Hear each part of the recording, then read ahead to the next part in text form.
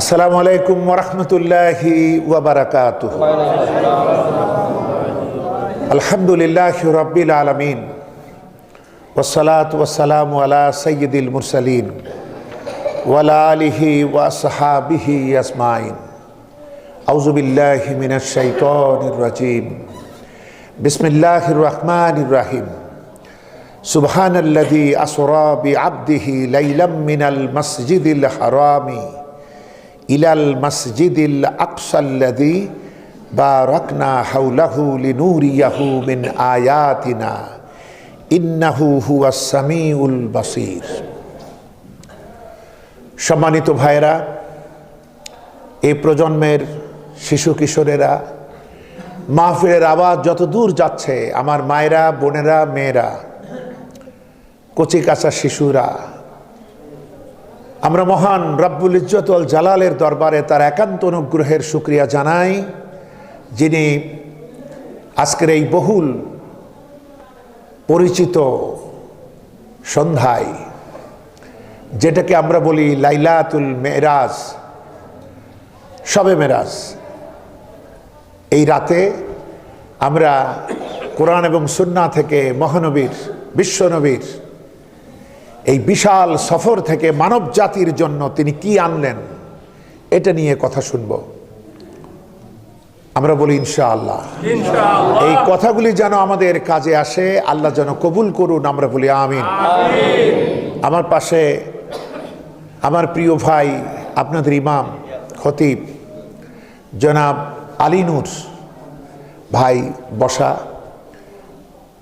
আলামিন আমার অত্যন্ত স্নেহের, আমরা সব একসাথে দিনের প্রচারের কাজ করেছি বিগত দিনে, এখনো করছি, যার যতটুকু সামর্থ্য হয় সেইভাবে। আল্লাহ পাক যেন আমাদের এই বন্ধনকে আল্লাহ কবুল ও মঞ্জুর করুন, আমরা বলি আমিন। খুব নিকটে থাকি, এরপরও আপনাদের সঙ্গে সেইভাবে পরিচয় হয়নি। আল্লাহ পাক আজকে কোরআনের খাতিরে পরিচয় করে দিলেন। আমার একটা বোন এলাকায় থাকে, তাই আল্লাহ রহম করুন। তো এজন্য কোনোদিন বোধহয় যায়নি, না আসা হয়নি, না আজকে যদি আল্লাহ কবুল করে তাহলে বোনটার সাথে দেখা হবে। মাঝে মধ্যে দেখা হয়েছে, ফুফা যখন মারা গিয়েছে, ফুফু মারা গিয়েছে, তখন দেখা হয়েছে, কিন্তু আশা আর হয় নাই। তো বন্ধুগণ, আমরা নির্ধারিত সময়ের মধ্যে চেষ্টা করি এই বিশাল ব্যাপক সফর সম্পর্কে জানা। প্রথমে বুঝে নেন, ঘটনা শুনলে খুব মজা লাগে আমি জানি, কিন্তু যেটা বলছিলাম, এই মসজিদের কল্যাণার্থে ফান্ড কালেকশনের জন্য আপনার ইমাম সাহেব ধরেন সচিবালয়ে গেল, উনি যেতে গিয়ে অনেক ঘটনা ঘটেছে। কোথাও উনি বাথরুমে গিয়েছে, কোথাও টয়লেটে গিয়েছে, কোথাও ডাব খেয়েছে, কোথাও একটু চানাচুর খেয়েছে, কোথাও নাস্তা করছে, কোথাও একটু ঝিমাইছে। এই বর্ণনা কি ইম্পর্টেন্ট না? উনি গিয়ে কি আনলো, আমাদের উপরে কি দায়িত্ব এবং কর্তব্য আরোপিত হলো, এইটি ইম্পর্টেন্ট না? সেইটা জানতে হবে। এটা সাধারণ সফর না, সমস্ত বিশ্বের ভিতরে এরকম আরেকটি সফর কারো ভাগ্যে হয় নাই। সুবহানাল্লাহ, আমরা বলি আল্লাহু আকবার। বাচ্চারা, তোমরা সবার চাইতে জোরে বলবা, কোনো ভয় নেই, যতক্ষণ আমি আছি কেউ তোমাদের তাড়াইতে পারবে না এখান থেকে, যাতে তোমাদের আওয়াজ বড়দের চাইতে বেশি হয়। পারবে না তোমরা? আলহামদুলিল্লাহ, আল্লাহ তোমাদের প্রতি রহম করুন। ওরাই আসল।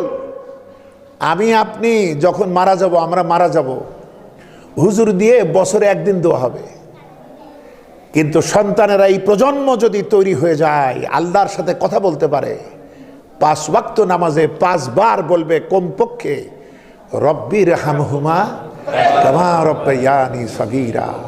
এই জন্য ওদেরকে তাড়ানো যাবে না। তুরস্কের মসজিদগুলোতে লেখা আছে, নামাজ পড়া অবস্থায় পিছের দিক থেকে যদি বাচ্চাদের কথার শব্দ না আসে, তাহলে ভয় করো, আগামী দিনে তোমাদের কেউ আর থাকবে না। ওরা তো হইচই করবে, ওরা কি করবে?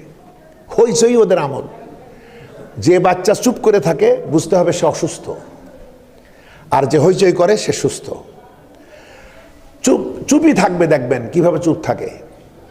সব শুধু ওদের উপর চাপাই দিয়ে লাভ নেই, আর ওদের বকবেন না। ওদের আমলনামা খোলা হয় নাই, আমার আপনার আমলনামা খোলা। মসজিদে যখন কোনো আলোচনা হয় শুধু ইমাম কথা বলতে পারে, মুসল্লি কথা বলতে পারে না। এই বিষয়টা মাথায় রাখবেন। তো বন্ধুগণ, সূরা বানী ইসরাইল থেকে এই সূরাটির আরেকটা নাম আছে সূরা ইসরা। কি নাম? ইসরা। আমি ক্লাসের মতো করে আলোচনা করব যাতে আমাদের একটা বিরাট কিছু সঞ্চয় হয়, আমাদের স্মৃতিপটে কিছু কথা থাকে। আচ্ছা, আমরা বলি আজকে হলো শবে মেরাজ। আমাদের দেশে ফার্সি ভাষার প্রচলন আগে থেকে ছিল, উর্দুর প্রচলন ছিল, যে জন্য এই ভাষাগুলো আমাদের কাছে প্রচলিত। সব হলো ফার্সি শব্দ, রাত। আরবিতে হলো লাইল, এই জন্য বলা হয় লাইলাতুল মেরাজ অথবা লাইলাতুল ইসরা। কোরআনের ভাষা হলো ইসরা। সুবহানাল্লাযী আসরা বিআবদিহি। আচ্ছা, কোরআনের ভাষায় বললে লাভ আছে না? হাদিসের ভাষায়ও লাভ নাই, অন্য ভাষায় তো নাই, কোরআনের ভাষায় লাভ। কি? আলিফ বললেই 10 নাকি, সুবহানাল্লাহ, আলহামদুলিল্লাহ। আরবি ভাষায় কথা বললে সওয়াব হয় না, ভাষাটা কোরআনের হতে হবে। আরব দেশের লোকেরা কি ঝগড়াঝাটি করে আরবিতে, তাই না? ঝগড়াঝাটি গালি সবই তো আরবিতে করে, তাদের কি সওয়াব হবে নাকি? তারা গান গায়, তাতে কি সওয়াব হবে? না, ভাষাটা কোরআনের হতে হবে। সুতরাং এর জন্য আমরা যদি কোরআনের এই যে ভাষা এগুলা ব্যবহার করি, লাইলাতুল কদর, তাহলে লাইল থেকেও সওয়াব পাবো। আর যদি বলি শবে কদর, ওই কদরের সওয়াবটুকু হবে। এই জন্য চেষ্টা করবো আমরা কোরআনের পরিভাষাগুলো ব্যবহার করতে। খেয়াল করুন, ছোট্ট একখানে আয়াতের ভিতরে সব সমস্যার সমাধান আছে। মেরাজ নিয়ে আমাদের অনেক কথা শুনতে হয়। মেরাজের বর্ণনায় এত বিরাট কিছু মনে হয়, মানুষ আবেগে আল্লাহর চাইতে রাসূলকে বেশি ভালোবেসে ফেলে। কিন্তু না, আল্লাহর কোনো তুলনা আছে নাকি? আল্লাহর চাইতে বেশি কাউকে মাথায় তুললে খ্রিস্টান হয়ে যাব আমরা। খ্রিস্টানরা তার নবী ঈসা আলাইহিস সালামকে আল্লাহর পুত্র বলে, তার মাকে আল্লাহর বউ বলে। আবার ইহুদিরা বলে বিনা বাপে হয়েছে, ওটা বাস্টার্ড, হারামজাদা, নাউজুবিল্লাহ। কারণ অতিরিক্ত কোনো কিছু ভালো না, যার যে মর্যাদা তাকে রাখতে হবে। এবার দেখেন আয়াতের ভিতর কিভাবে সমাধান মেরাজের। বহু হাবিজাবি বর্ণনা আমাদের দেশে আছে, দরকার নাই। আমরা কোরআন থেকে শুনবো আর সহিহ সুন্নাহ থেকে শুনবো, রাসূলের জবানি থেকে। সেটাই হলো আসল কথা। আল্লাহ পাক এই কথা বলতে গিয়ে বলছেন সুবহানাল্লাযী আসরা বিআবদিহি। পবিত্র সেই সত্তা। এ পবিত্র মানে কি? সব ধরনের দুর্বলতা, অক্ষমতা, সীমাবদ্ধতা থেকে মুক্ত তিনি, যিনি রাতের একটা অংশে, পুরা রাতে না, রাতের একটা অংশে তার গোলামকে, তার বান্দাকে, তার আব্দকে নিয়ে গিয়েছিলেন। কে নিয়ে গিয়েছিল? রাসূল একা যায় নাই, রাসূল নিজে যায় নাই, আল্লাহ নিয়ে গিয়েছে। এবং কোথায় নিয়ে গিয়েছিলেন? মসজিদুল হারাম অর্থাৎ কাবা থেকে মসজিদুল আকসা, বাইতুল মাকদাস পর্যন্ত নিয়ে গেলেন। এবং এই পরিবেশটা সাধারণ ছিল না, অসাধারণ, বরকতে ভরা। সুবহানাল্লাহ। আর বলছেন শোনো, কেন নিয়ে গিয়েছিলেন?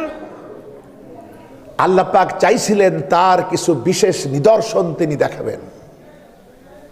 লিনুরিয়াহু মিন আয়াতিনা ইন্নাহু হুয়াস সামিউল বাসীর। নিশ্চয়ই আল্লাহ সব শোনেন, সব দেখেন। এইটা হলো আয়াতের শাব্দিক তর্জমা। দেখেন, এটাই যদি আমরা বলতাম কোনো সমস্যা হতো না। এইটাকে বাদ দিয়ে যখন মেরাজের বর্ণনা দিয়েছি, হুজুরা বলেছে আল্লাহর সাথে দেখা করতে গিয়েছে, আল্লাহর সাথে কথাবার্তা বলেছে, গল্প করেছে, নানা রকম বিষয় আলাপ হয়েছে, জিবরাইল জাতি পারেনি। এইভাবে আমরা কিভাবে তিলকে তাল বানাচ্ছি। আল্লাহ কোথাও বলেনি যে আমার সাথে দেখা করতে আসছেন। তা আমি বলতে গেলাম কেন? আমি জানি আমি সাথে ছিলাম। আল্লাহ বলছেন আমি আমার বান্দাকে নিয়ে এসেছি। আবার শিক্ষিত লোকেরা কি কয় জানেন? এটা স্বপ্নে হয়েছে, এটা স্বপ্নে হয়েছে। কেন বলে এ কথা? কারণ তারা মনে করছে নবী মানুষ, তিনি কেমনে যাবেন? তিনি কি আর এইভাবে যাওয়া যায়? রাতের একটা অংশে যাবেন। এবং তিনি এখান থেকে অজু করে গেছিলেন, তার সিনা পরিষ্কার করা হয়েছে, আরো সেখানে আত্মবিশ্বাস, সাহস, একিন, ইমান মজবুত করে ভরে দেওয়া হয়েছে, কারণ তিনি যেসব দেখবেন ওইগুলা সাধারণ চোখে দেখলে শেষ, কিছুই হবে না। ভিতরে পাওয়ার দিতে হবে। মহাকাশচারী যারা চাঁদে যায় তারা আমার আপনার মতো পোশাক পরে না, তাদের পোশাকটাই আলাদা। রাসূলুল্লাহকে সেইভাবে তৈরি করা হচ্ছে। তিনি দরজা খুলে যে গেছিলেন, তারপরে তার বিছানায় শুয়েছিলেন, সেটা ছিল গরম। তিনি ফিরে এসে দেখেন বিছানা এখনো গরম, পানি এখনো অজুর পানি গড়াচ্ছে, দরজা তখনও কাঁপতেছে। তে এই বর্ণনা যখন শোনে তখন সাধারণ বস্তুবাদী শিক্ষিত লোকেরা বলে, তাই কি হয়? বন্ধুগণ, রসুল তো নিজে যান নাই। কোনো কাজ যখন সৃষ্টিতে করে, মানে আমি আপনি করি, তখন প্রশ্ন তোলা যায় সম্ভব না অসম্ভব। কিন্তু কোনো কাজ যখন আল্লাহ করে তখন এই প্রশ্ন তোলা যায় না। মানুষে যখন কিছু করে তখন পারবো অথবা পারবো না, অসম্ভব আর সম্ভবের প্রশ্ন ওঠে। কিন্তু আল্লাহ যখন করেন তখন সব সম্ভব। বলেন সুবহানাল্লাহ। আল্লাহ এখানে কি বলছে? রসুল আসে নাই। আল্লাহ এখানে রসুল বলে নাই, নামও বলে নাই, নবীও বলে নাই। তিনি বড্ড একটা স্নেহের ডাক দিচ্ছেন যে আমি আমার বান্দাকে, খুব খুব মায়ের ডাক এটা। তার মানে কোরআন নাজিল হয়েছে বন্দেগী করার জন্যই তো। আমরা গোলাম, এটাই তো আমাদের পরিচয়। আপনি জান্নাতে যাবেন, আপনি মরবেন, ইমানদার যদি আমরা হই, তবে মরার সময়ও একটা কথা ফেরেশতা বলবে, কিয়ামতের মাঠেও বলবে, জান্নাতের দরজার দিকে নিয়ে যাবে আর বলবে, ইয়া আইয়াতুহান নাফসুল মুতমাইন্না ইরজিই ইলা রাব্বিকা রাদিয়াতাম মারদিয়া ফাদখুলি ফি ইবাদি ওয়াদখুলি জান্নাতি। হে টেনশন ফ্রি আত্মা, প্রশান্ত আত্মা। প্রশান্ত কেন? আমি আপনি যখন আল্লাহর বিধানে যে কোনো রিক্সে যখন ভরসা করব, মেনে নেব, তখন আর কোনো টেনশনই থাকবে না। দেখেন না, গুহার ভিতরে দুইজন মানুষ, একজন আল্লাহর রাসূল আর একজন সমস্ত উম্মার সব থেকে বেশি ইমানদার আবু বকর। ওদের পায়ের শব্দ শোনা যাচ্ছে, ওদের কথা শোনা যাচ্ছে। রাসূল ভয় পাইছেন? কোনো টেনশন হয়েছে? টেনশনে পড়ে গেছেন আবু বকর, নিজের জন্য না, রাসূলুল্লাহর জন্য। তাই বলছেন আমরা বোধহয় ধরা পড়ে যাচ্ছি। ওরা সংখ্যায় আসছে, আমরা মাত্র দুজন। এবার প্রশান্ত আত্মার অধিকারী যিনি পূর্ণ ঈমানের অধিকারী, আল্লাহর ব্যাপারে ভরসা, তাওয়াক্কালতু আলাল্লাহ, তিনি কি বলছেন? আবু বকর, আমরা দুজন মাত্র নই, আল্লাহ আমাদের সাথে আছে। আল্লাহু আকবার। এই যোগ্যতা অর্জন করতে চেষ্টা করতে হবে। তে সেদিন কি বলবে? যে হে প্রশান্ত আত্মা, ছুটে চলো, বেরিয়ে পড়ো, তোমার রবের পানে এমন অবস্থায় যে তুমিও তার উপরে সন্তুষ্ট, তিনিও তোমার উপরে সন্তুষ্ট, আর আল্লাহর বান্দা হয়ে যাও আর সরাসরি জান্নাতে প্রবেশ করো। সুবহানাল্লাহ। এই জন্য জান্নাত বান্দাদের জন্য। ভালো করে বুঝবেন, মৌলানা, মৌলবী, পীর সাহেব, যে নামে আমরা ডাকি, এগুলোর জন্য না। যে বান্দা তার জন্য জান্নাত। আমাদের বান্দা হতে হবে। কুরআনে কারীমে অনেক জায়গায় আল্লাহ পাক মহানবীকে রাসূল বলেননি, নবী বলেননি, নাম নেননি। তিনি বলেছেন আমার বান্দা, অর্থাৎ তিনি কোরআনের সবটুকু মেনেছেন এবং এজন্য তিনি সর্বোচ্চ স্যাক্রিফাইস করেছেন। তিনি আসল বান্দা। তে আল্লাহ যখন বলেন আমার বান্দা, তখন ইবাদত, আমল সব কিছু তিনি পরিপূর্ণ করে উত্তীর্ণ হয়েছেন। আল্লাহ আমাদের রব, এর বিপরীত শব্দ হলো আব্দ। তিনি যতখানি এরিয়ার জন্য তিনি রব্বুল আলামিন, ততখানি এরিয়ার জন্য। এবং তিনি যেমন লা শারিক, আবদিয়াতের মাকাম, তার মতো বান্দার কেউ হতে পারে না। তিনিও লা শারিক, আবদিয়াতের মাকামে, বান্দা হওয়ার মাকামে এর মতো বান্দা কেউ হতে পারে না। বলেন সুবহানাল্লাহ। দেখেন মজাটা কি, খুব বড় বড় কথা বলতে গিয়ে আল্লাহ বড্ড মায়ার ডাকে বলেছেন আমার আব্দ। এটা স্নেহের ডাক। যেমন কোরআন দেয়া হয়েছে তার উপরে। সূরা বাকারা পড়েন, পাবেন ইন কুনতুম ফি রাইবিম মিম্মা নাযালনা আলা আবদিনা। আমি আমার বান্দার উপরে যে কিতাব অবতীর্ণ করেছি, যদি সন্দেহ হয় তোমাদের, কার উপর অবতীর্ণ করেছে? এই বান্দাটাকে মুহাম্মদ সাল্লাল্লাহু আলাইহি ওয়াসাল্লাম। নাম নেননি, রাসূল বলেননি, নবী বলেননি। এত বড় কোরআনের আমানত, এটা কত ভারী! আমি যদি আসমান জমিন এই পাহাড় পর্বতের উপরে এই কোরআন অবতীর্ণ করতাম, তোমরা দেখতে পেতে সব ভেঙে চুরমার হয়ে যেত। এই ভারী, তার উপরে দেয়া হয়েছে। বড্ড আদর করে বলছেন আমার বান্দার উপরে যে কিতাব অবতীর্ণ করেছি। আবার এই কোরআনের প্রয়োজনে, কারণ রাসূলের জীবনের দুইটা অংশ, একটা তাবলীগে দ্বীন আর একটা হলো ইকামতে দ্বীন। ভালো করে বুঝবেন, তাবলীগে দ্বীন মানে দ্বীনের প্রচার, দ্বীন ইসলামের পূর্ণাঙ্গ প্রচার। আর ইকামতে দ্বীন মানে যেটা প্রচার করা হয়েছে এইটা প্রতিষ্ঠা করতে হবে। রাসূল মক্কার 13 বছরে যা করেছেন সব দ্বীনের প্রচার। এইবার সামনে মাদানী জীবন, তিনি যা বলেছেন এর আলোকে একটা পরিবার, একটা সমাজ, একটা রাষ্ট্র এই আলোকে গঠন করা হবে। তে এইটা করার আগে এবার তার উপরে দায়িত্ব আরো আরোপিত হবে। এবার আসল খেলাফতের দায়িত্ব, যে জন্য আপনাকে আমাকে বানানো হয়েছে খেলাফতের জন্য। ইন্নী জাইলুম ফিল আরদি খলিফা। এই কাজ আর কেউ পারে মানুষ ছাড়া? এজন্য আমি আপনি আল্লাহর পলিটিক্যাল ক্রিয়েশন, আমরা আল্লাহর রাজনৈতিক সৃষ্টি। আমরা মানুষ ছাড়া আর কেউ এটা পারবে না, এটা কায়েমের কাজ কেউ করতে পারবে না।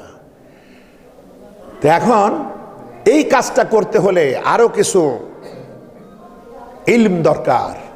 এই সময় আল্লাহ পাক তাকে আপন দরবারে ডেকে নিচ্ছেন, বলেন সুবহানাল্লাহ। এবং তিনি যে ঈমানের প্রচার করেন এবং যে নানা বিষয়ে কথা বলেন, জান্নাত, জাহান্নাম, আখিরাত, বারজাক, এইসবের বেশ কিছু জিনিস আল্লাহ তাকে চোখে দেখিয়ে তার ঈমান মজবুত করে দিবেন। কারণ যে লিডার, এই যে ইমাম সাহেব, মুসল্লিদের চাইতে একটু হলেও তো ভালো, যার কারণে তো তাকে ইমামতি দেওয়া হয়েছে, তাই না? তে যিনি হবেন বিশ্ব মানবতার মহানবী, বিশ্ব নবী, তার ঈমানটা হতে হবে চোখে দেখা। তাই আল্লাহ তাকে নিয়েছেন এবং বান্দার পরিণাম সম্পর্কে তিনি একদিকে সতর্ক করবেন, অপরদিকে সুসংবাদ দিবেন। তাই তার চোখে দেখা যাতে তার ঈমান তৈরি হয়, এই জন্য তাকে আল্লাহ নিয়েছেন তাকে। এখন কি হলো, তাহলে দেখেন, আপনার চাকরকে নিয়ে আপনি যদি ঢাকাও যান, লন্ডনও যান, সে কিন্তু চাকরি, এত বড় মর্যাদা, তারপরও তিনি বান্দা আল্লাহর। যে কারণে আল্লাহ বলেছে, শোনো, আমি আমার বান্দাকে নিয়ে গিয়েছিলাম আমার সাথে দেখা করার জন্য না, আমি আমার কিছু নিদর্শন দেখাতে নিয়ে গিয়েছিলাম। আর আমরা যারা আন্দাজে ওয়াজ করি কোরআন বাদে, তার আমরা বলি ফেলি আল্লাহর সাথে দেখা করতে গেছে। না, এত বড় বিষয় আল্লাহ গোপন করবেন? আপনি একটা আয়াত দিয়ে প্রমাণ করেন যে আল্লাহর সাথে দেখা করতে গেছে। আচ্ছা বন্ধুগণ, একটা ভারী কথা বলি, আল্লাহকে আসলে কেউ দেখে নাই, হযরতে জিবরাইলও দেখে নাই। বলেন আল্লাহু আকবার। কারণ দেখলে তো আর ঈমান বিল গায়ব হবে না। আল্লাহ যদি দেখা দিয়ে ফেলেন, রাসূলকেও তো গায়েবের উপর ঈমান আনতে হয়েছে, রাসূলুল্লাহকেও তো আল্লাহকে বিশ্বাস করতে হয়েছে না দেখে। সেজন্য দেখা ওই দিনই হবে। সাহাবীরা জিজ্ঞাসা করলেন, হে আল্লাহর রাসূল, আমরা কি আল্লাহকে দেখতে পাবো না? রাসূল বললেন, হ্যাঁ পাবে। মেঘমুক্ত আকাশে পূর্ণিমার চাঁদ দেখতে তোমাদের অসুবিধা হয়? সাহাবীরা বলছেন না, বলছে ওই রকমই দেখতে পাবা। কত স্বল্প সময়, কিন্তু মনে হবে অসীম সময়। একটা ঝলক দিয়ে চলে যাবেন আল্লাহ। আমরা সব যারাই নামাজি ছিল, ইমানদার ছিল, তারা সব বলবে একটাই দেখার পর, সুবহানাক, তুমি পবিত্র, এই বলে সেজদায় লুটিয়ে পড়বে। এই অবস্থায় কতকাল চলে যাবে, অথবা তাকায় থাকবে।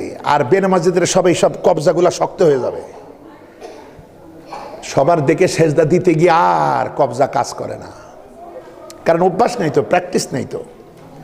বন্ধুগণ, এই জন্য মাথায় রাখতে হবে, আপনি যখনই বলবেন আল্লাহর সাথে দেখা হয়েছে, আর এক শ্রেণী তর্ক বাঁধাবে, এ তর্ক সে তর্ক দিয়ে নিজেদের ভিতর ভাগ ভাগ ভাগ হবে। ওর চাইতে কোরআন থেকে শোনেন, বড্ড সহজ।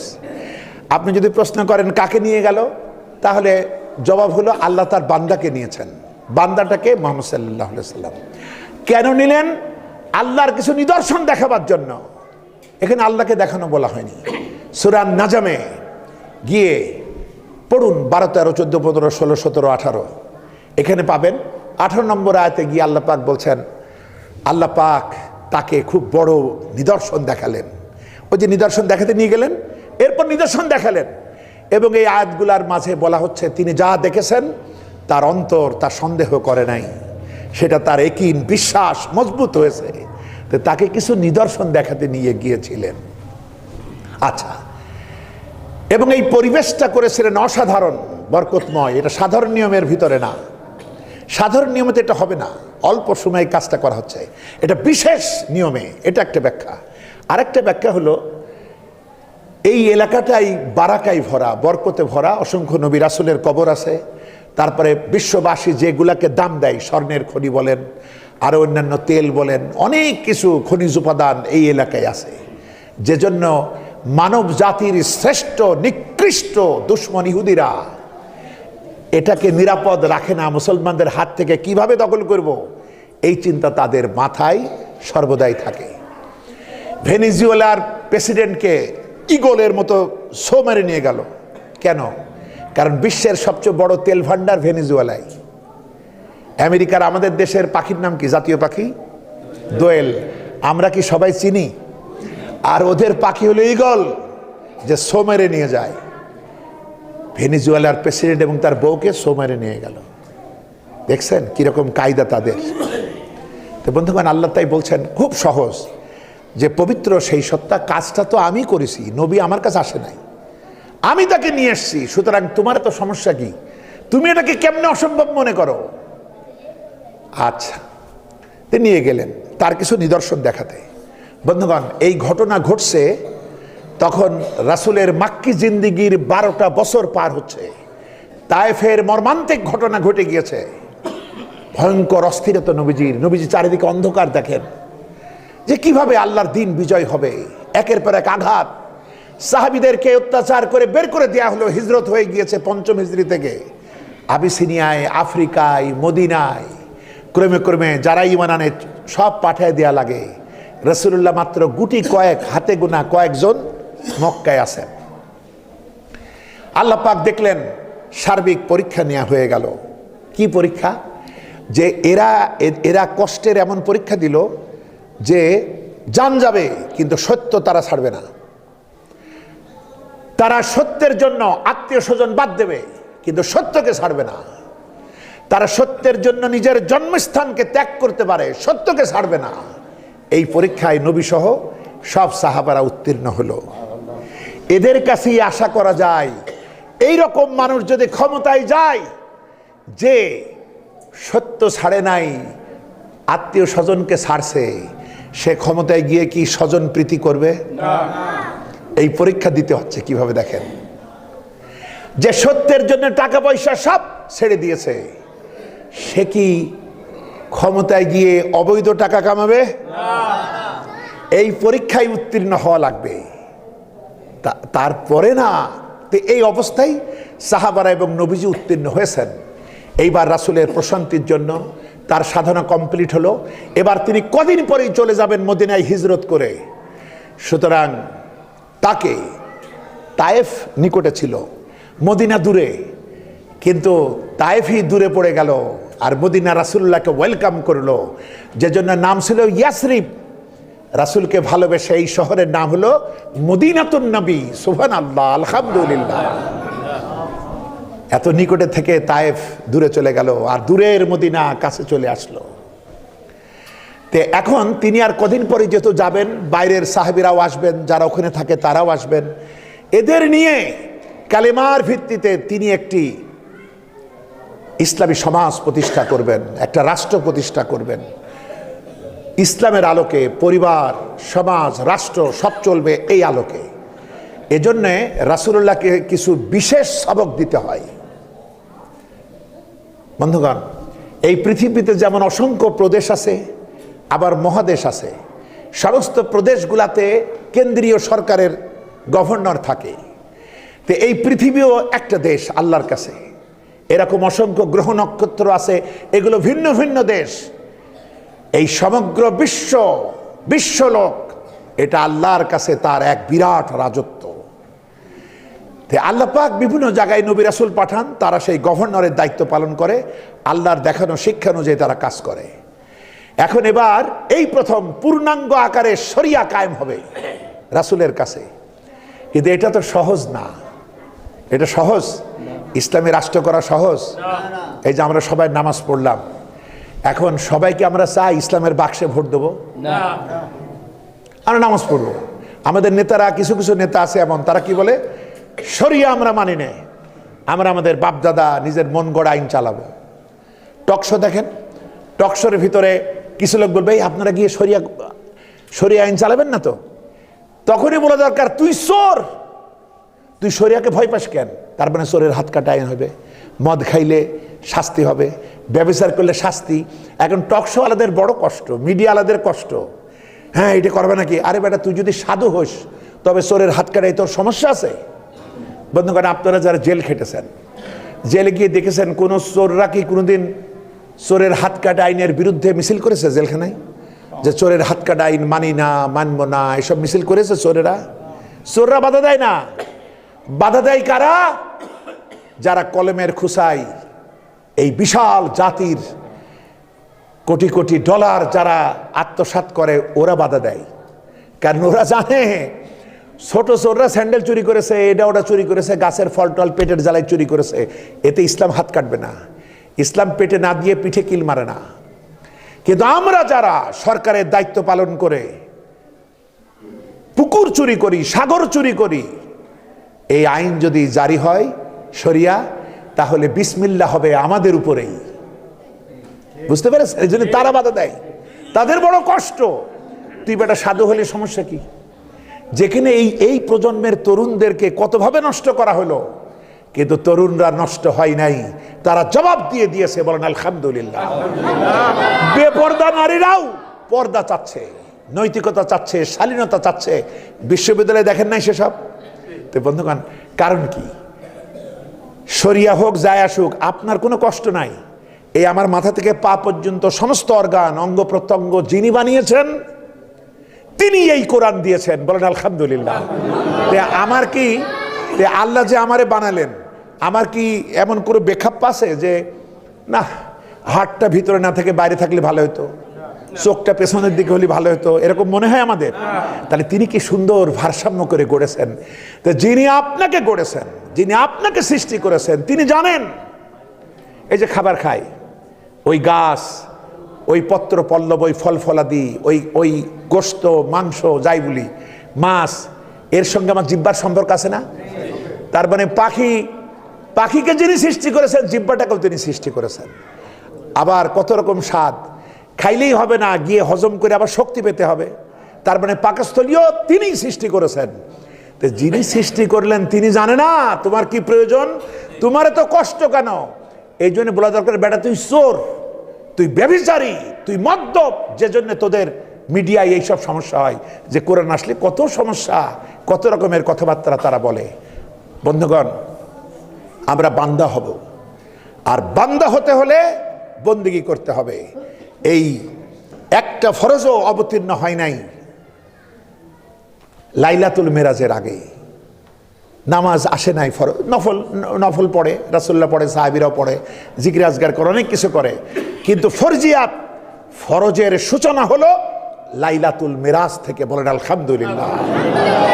তুমি লাইলাতুল মেরাজকে যদি অস্বীকার করো, এই সমাজকে যদি অস্বীকার করো, তাহলে তুমি ফরজকে অস্বীকার করলে। এইটা বাদ দিলে আমরা জামাতে আসলে নফল নামাজ পড়ছি। একটু কষ্ট হবে বুঝতে, তাও বোঝেন যে আপনার জন্য 14টা দায়িত্ব দেওয়া হয়েছে মেরাজে নিয়ে। আচ্ছা শোনেন, আমরা বলি না মেরাজে গিয়ে নামাজ দিয়েছে, হ্যাঁ কথা ঠিক, কিন্তু নামাজের জন্য মেরাজ হয় নাই। আল্লাহ যে দায়িত্ব দিয়েছেন সেটা সহজে পালন করার জন্য নামাজ দরকার। বন্ধুগণ, আমরা ওযুর জন্য ওযু করি না, আমরা নামাজের জন্য ওযু করি। আমার পকেটে যদি কলম থাকে, আমার কান চুলকানোর জন্য কলম কিনি না কেউ, কিন্তু যদি প্রয়োজন হয় ফট করে কলম দিয়েও কান চুলকায়। চিরুনি আমরা মাথা ছাড়ানোর জন্য নেই, এই হাত চুলকানোর জন্য নেই না, কিন্তু যদি দরকার হয় তাহলে একটু ঘষা দিয়ে দিই। তো এখন বিষয় হলো যে আল্লাহ পাক তাকে যে দায়িত্ব দিয়েছেন, ওই দায়িত্ব সুষ্ঠু সুন্দরভাবে পালন করতে হলে সারা পৃথিবীর নেকড়েগুলা ঝাঁপায়ে পড়বে এই ছোট্ট মদিনা রাষ্ট্রের উপরে। তখন তুমি শক্তি কই পাবা? তোমার অস্ত্র কম, শক্তি কম, জনবল কম। তখন তুমি মহাশক্তিমান আল্লাহর কাছে সেজদা বনত হবা, তার কাছে সাহায্য চাবা, তিনি তোমাকে সাহায্য করবেন, তবেই না টিকবে। এজন্য নামাজ দেয়া হয়েছে। আমার কথা বুঝেছেন আপনারা? আচ্ছা, খেয়াল করেন। এবার আল্লাহ তাকে নিলেন, নিতে গিয়ে বেশ কিছু কাজ হয়েছে। গুরুত্বপূর্ণ নবী রাসূলদের সাথে তার সাক্ষাতের ব্যবস্থা করা হয়েছে, কারণ অভিজ্ঞতা লাগবে না? অভিজ্ঞতা ছাড়া রাষ্ট্র চালানো যায়? অভিজ্ঞতা আর বুদ্ধি কি জিনিস দেখেন। যখন আপনাদের সাইকেল চালানো শেখা শুরু হলো, তো যে শিখালো সে বলল কি যে হ্যান্ডেল ধর, সামনে তাকা, প্যাডেলে পা দে, এবার ঘোরা। এইটুকু আপনার বুদ্ধি বা জ্ঞান বা জানা হলো, কিন্তু এইটা জানার পরও হুড়ুম করে আমরা পড়ে যেতাম না? কারণ তখন অভিজ্ঞতা হয় নাই, প্রশিক্ষণ হয় নাই, কেবল জানা হয়েছে। শুধু জানলেই হবে না, প্রশিক্ষণ, প্র্যাকটিক্যাল প্রশিক্ষণ দরকার। এখন আমরা সাইকেল চালাই, ওর একটাও আমরা মনে করি না আর যে হ্যান্ডেল ধরতে হবে, সামনে তাকাতে হবে, প্যাডেল করতে হবে, সব আমাদের কিছু মন থাকে না। কিন্তু আমরা খুব ভালোই এখন সাইকেল চালাতে পারি, পাল্লা দিই। এইটি হলো অভিজ্ঞতা। তাই রাসূলুল্লাহকে যেহেতু কোন নবী পূর্ণাঙ্গ শরিয়া কায়েম করতে পারেন নাই, সুযোগ হয়নি, রাসূলের কাছে আল ইয়াউমা আকমালতু লাকুম দীনাকুম ওয়া আতমামতু আলাইকুম নি'মাতি ওয়া রাদিতু লাকুমুল ইসলাম দীনা, ইসলামকে পরিপূর্ণ করে একমাত্র জীবন বিধান হিসেবে তাকে দেয়া হয়েছে। সুতরাং গুরুত্বপূর্ণ লিডার যারা প্রাগৈতিহাসিক পৃথিবীর প্রথম দিন থেকে যারা নেতৃত্ব দিয়েছে, তাদের সাথে কিছু ভাব বিনিময় দরকার আছে না? তাই প্রথম সাক্ষাৎ হলো আদমের সাথে, বলেন আলহামদুলিল্লাহ, তার পিতার সাথে। তার সঙ্গে ভাব বিনিময় হলো, তিনি দেখলেন। এইভাবে একের পর এক গুরুত্বপূর্ণ নবী রাসূলদের সাথে দেখা হলো।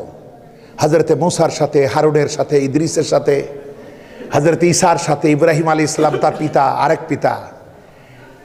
এভাবে গুরুত্বপূর্ণ নবীদের সঙ্গে তার সাক্ষাৎ হলো এবং এদের মাধ্যমে তিনি তার না দেখা অভিজ্ঞতা তিনি লাভ করলেন, এদের সহবত নিলেন।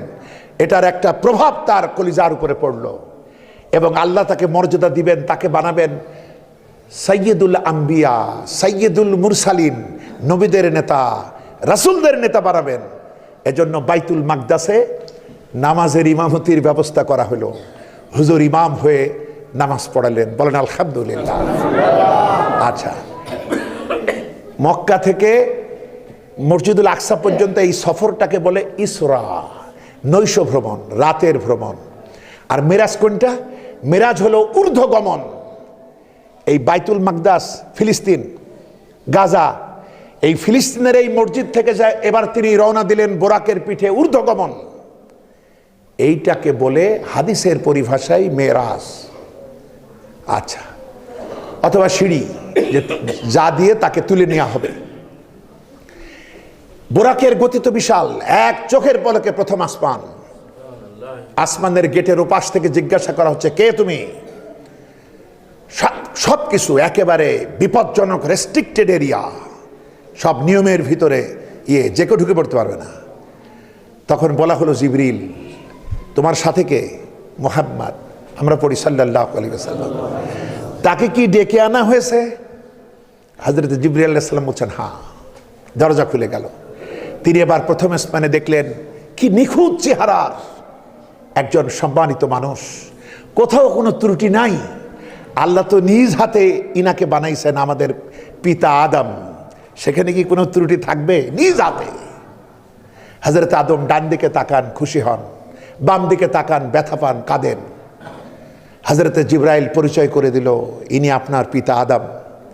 হুজুর জিজ্ঞাসা করলেন, কেন? ডান দিকে খুশি হন কেন? ডান দিকে তার ভালো সৎ সন্তানদের রূহ, এদের দেখলে পিতার তো ভালো লাগবেই। আর বাম দিকে যত অসৎ, নরাধম, ফ্যাসিস্ট, জালিমদের রূহ, এগুলাও তারই সন্তান। দেখলে তিনি কষ্ট পান, তাই কাঁদেন পরিণামের কথা ভেবে। রাসূল পাক সাল্লাল্লাহু আলাইহি ওয়াসাল্লাম পিতা আদমকে সালাম দিলেন, হযরতে জিবরাইল আলাইহিস সালাম পরিচয় করায় দিলেন, হযরতে আদম আলাইহিস সালাম তাকে উষ্ণ আলিঙ্গনে ধন্য করলেন। এরপরে কি কথা হলো এটা আমরা আমাদের মতো লোকের জানার কথা নাকি? আচ্ছা, এভাবে ক্রমে ক্রমে তাকে নিয়ে যাওয়া হলো একই নিয়মে। সব শেষে গিয়ে তিনি দেখলেন সপ্ত আকাশের উপরে বাইতুল মামুর, কাবা শরীফের মতোই, কাবা শরীফের সোজা উপরে প্রতিদিন 70,000 ফেরেশতা ইবাদত করে, এরা দ্বিতীয়বার আর সুযোগ পায় না। তার মানে ফেরেশতাদের ব্যাপারে আমাদের আকীদা কি হবে? ফেরেশতার সংখ্যা আমরা জানি না, তারা অগণিত ফেরেশতা, এটা গুণে শেষ করা যাবে না। সুবহানাল্লাহ। হযরতে ইব্রাহিমের এক্সট্রা মর্যাদা, তিনি বাইতুল মামুরে হেলান দিয়ে বসা, কারণ তার হাতেই বাইতুল মামুরের মতো ছোট্ট মডেল রূপে কাবা শরীফ তিনি নির্মাণ করেছেন, বলেন আলহামদুলিল্লাহ। তাই ওই মসজিদের সাথে কানেকশন। একটু চালাকি করে বললে হয় যে ওটা যদি ভেঙে পড়ে তাহলে কাবার উপরে পড়বে, বুঝলেন? আচ্ছা, তো যাই হোক, এখানে তার অভিজ্ঞতা সম্পন্ন হলো, তার কথাবার্তা হলো। এরপরে তিনি আরো ঊর্ধ্ব আকাশে চলে গেলেন, সিদরাতুল মুনতাহা। কোরআনে কারীমে মেরাজের বর্ণনা সিদরাতুল মুনতাহা পর্যন্তই আছে। আচ্ছা, এটা সূরা নাজম, কোরআনে কারীমে 53 নম্বর সূরা, এখানে আছে। এটা হলো বাংলায় বললে বিপজ্জনক সীমান্ত এরিয়া। বিপজ্জনক কেন? কারণ হাদিসে এসছে, এখানে হযরতে জিবরাইল আলাইহিস সালাম বললেন, হুজুর আমি আর যেতে পারবো না, আমি গেলে আমার এই 600 ডানা আল্লাহর, মানে কি বলা যায়, আল্লাহর মানে আল্লাহ এত অসন্তুষ্ট হবেন, তার গজব হোক আর যাই হোক, আমি যদি এই বর্ডার ক্রস করি আমার এই সব পুড়িয়ে ছাইভস্ম হয়ে যাবে, এখান থেকে আপনাকে একা যেতে হবে। আচ্ছা, এই কথা এইগুলো হাদিসে আছে। আচ্ছা, তো এই জন্য বিপজ্জনক সীমান্ত এরিয়া। রাজধানী আরো দূরে না? সীমান্তের দর্শনায় রাজধানী হয় নাকি? এটা সীমান্ত এরিয়া, রাজধানী অনেক দূরে।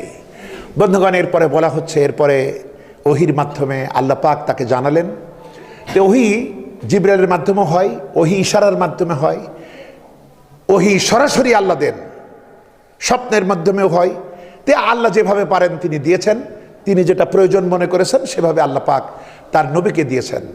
এই সময় তিনি কদিন পরে যে যাবেন, এইগুলা এই যে এই আভ্যন্তরীণ মিটিংটা পিয়ন থাকলে হয় না। রাষ্ট্রনায়করা যখন অন্য দেশে যায়, একবার দেখবেন 20 মিনিট বা আধা ঘন্টা 2 রাষ্ট্রপ্রধানের ভিতরে রুদ্ধদ্বার বৈঠক হয়েছে, এরকম কথা শোনা যায় না? এগুলো অন্যদের জানার কথা না। তো সেটা আমরা পরবর্তীতে জানি যে এরপরে সূরা বনী ইসরাঈলের 23 নম্বর আয়াত থেকে 38 নম্বর আয়াত পর্যন্ত 14টা দায়িত্ব দেয়া হলো। এরপরে 50 ওয়াক্ত নামাজের কথা আমরা শুনেছি, দেয়া হলো। সেটাকে হযরতে মূসা আলাইহিস সালামের পরামর্শে 5 ওয়াক্ত করা হলো। এই বর্ণনা নিয়ে বিতর্ক আছে, তো যাজ্ঞা বিতর্কের জায়গায় থাক, ওটা আমাদের দরকার নাই। তো বিষয় হলো আমরা 5 ওয়াক্ত নামাজ পেলাম, আর এই বিধান পেলাম। আরো কি পেলাম? আমাদেরকে বলে দেয়া হলো, শোনো, ওই যে রাসূলুল্লাহর সামনে 2টা পেয়ালা পেশ করা হয়েছিল, একটা হলো দুধের পেয়ালা আর একটা মদের পেয়ালা। তখন মদ হারাম ছিল না, হারামের আয়াত অবতীর্ণ হয় নাই, কারণ ফরজ আর হারামের কারবার তো এখান থেকে। তাই রাসূলুল্লাহকে যখন 2টা পাত্র দেয়া হলো, একটা মদের আর একটা দুধের, যে কোনো একটা চয়েস করতে হবে, 2টা খাওয়া যাবে না। রাসূলুল্লাহ কোন পেয়ালা নিলেন? দুধের পেয়ালা। তো দুধ তো আমাদের সেই শৈশবতেই খেতে হয়, এটা আমাদের স্বভাবের সাথে, জীবনী শক্তির সাথে মিশে আসে। তাই হযরতে জিবরাইল খুশি হয়ে বললেন, ইয়া রাসূলুল্লাহ, আপনি তো আপনার স্বভাবটাকেই পছন্দ করলেন, এই যে সহজ সুন্দর কল্যাণকামী, এইটাকে পছন্দ করলেন বলে ইসলামটাকেও স্বভাবের সাথে মিশিয়ে দেওয়া হয়েছে। আপনি যদি রাসূলের জীবনী পড়েন, ইসলামের আদর্শগুলা নিয়ে নিরপেক্ষ মনে চিন্তা করেন, যে পথ দেখানো হয়েছে ইসলাম, এর থেকে ভালো কিচ্ছু পাবেন না। যেমন শ্রমিক আছেন আমাদের দেশে, দেখেন রাসূলের বাণী দেখেন, শ্রমিকের কাজ করালে তো এবার ওর ঘাম শুকানোর আগেই ওর পারিশ্রমিকটা দিয়ে দাও, এর চেয়ে ভালো কথা আপনি বলতে পারবেন? কত তো শ্রমিক নেতারা আছে, আবার বলা হচ্ছে পরে ঠকাবা। শোনো, বলা হচ্ছে যে পারিশ্রমিক ঠিক না করে কাউকে কাজে লাগিও না, এর থেকে ভালো আমরা বলতে পারবো আর কোনো চিন্তা করে গবেষণা করে না। ঠিক এইভাবে ইসলামের যত কিছু নিয়ম কানুন যদি দেখেন না এটা অনন্য, এটা চিন্তাও করা যায় না, ইসলাম এটা দিয়েছে। আচ্ছা, এইবার আসুন আমরা একটু বুঝি। রাসূলুল্লাহকে আল্লাহ যে বিধান দিলেন বলে দেয়া হলো, এই বিধানের স্বরূপ কি? সূরা বাকারার 2খানি শেষ দুটো আয়াত রাসূলুল্লাহকে দেয়া হলো যে এইটা জান্নাতের একটা সম্পদ, মূলধন। এটা গুরুত্বপূর্ণ দুটি আয়াত। এই দুটো আয়াত সূরা বাকারার শেষ দুটো আয়াত 285, 286। এটা যদি রাত্রে পড়ে আপনি ঘুমিয়ে পড়েন আর কোনো আমল না করেন, তবে এই 2খানি আয়াতের তেলাওয়াত আপনার আমার জন্য যথেষ্ট হবে। সুবহানাল্লাহ। যারা স্বপ্নে ভয় পান তারাও পড়তে পারেন।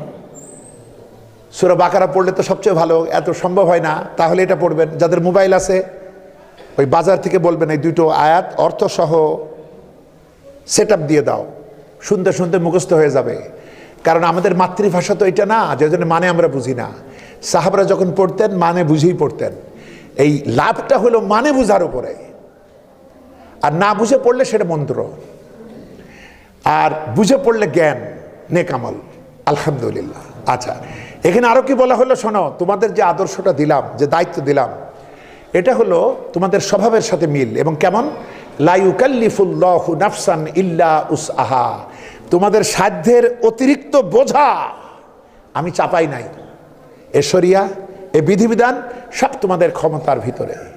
এখানে কয়েকটা দোয়াও শেখানো হয়েছে শেষ আয়াতে। আহা, রব্বানা লা তুআখিজনা ইন নাসিনা আও আখতানা, রব্বানা ওয়ালা তাহমিল আলাইনা ইসরান কামা হামালতাহু আলাল্লাযীনা মিন ক্বাবলিনা, রব্বানা ওয়ালা তুহাম্মিলনা মা লা তাকাতা লানা বিহি ওয়াফু আন্না ওয়াগফির লানা ওয়ারহামনা আনতা মাওলানা ফানসুরনা আলাল কওমিল কাফিরিন।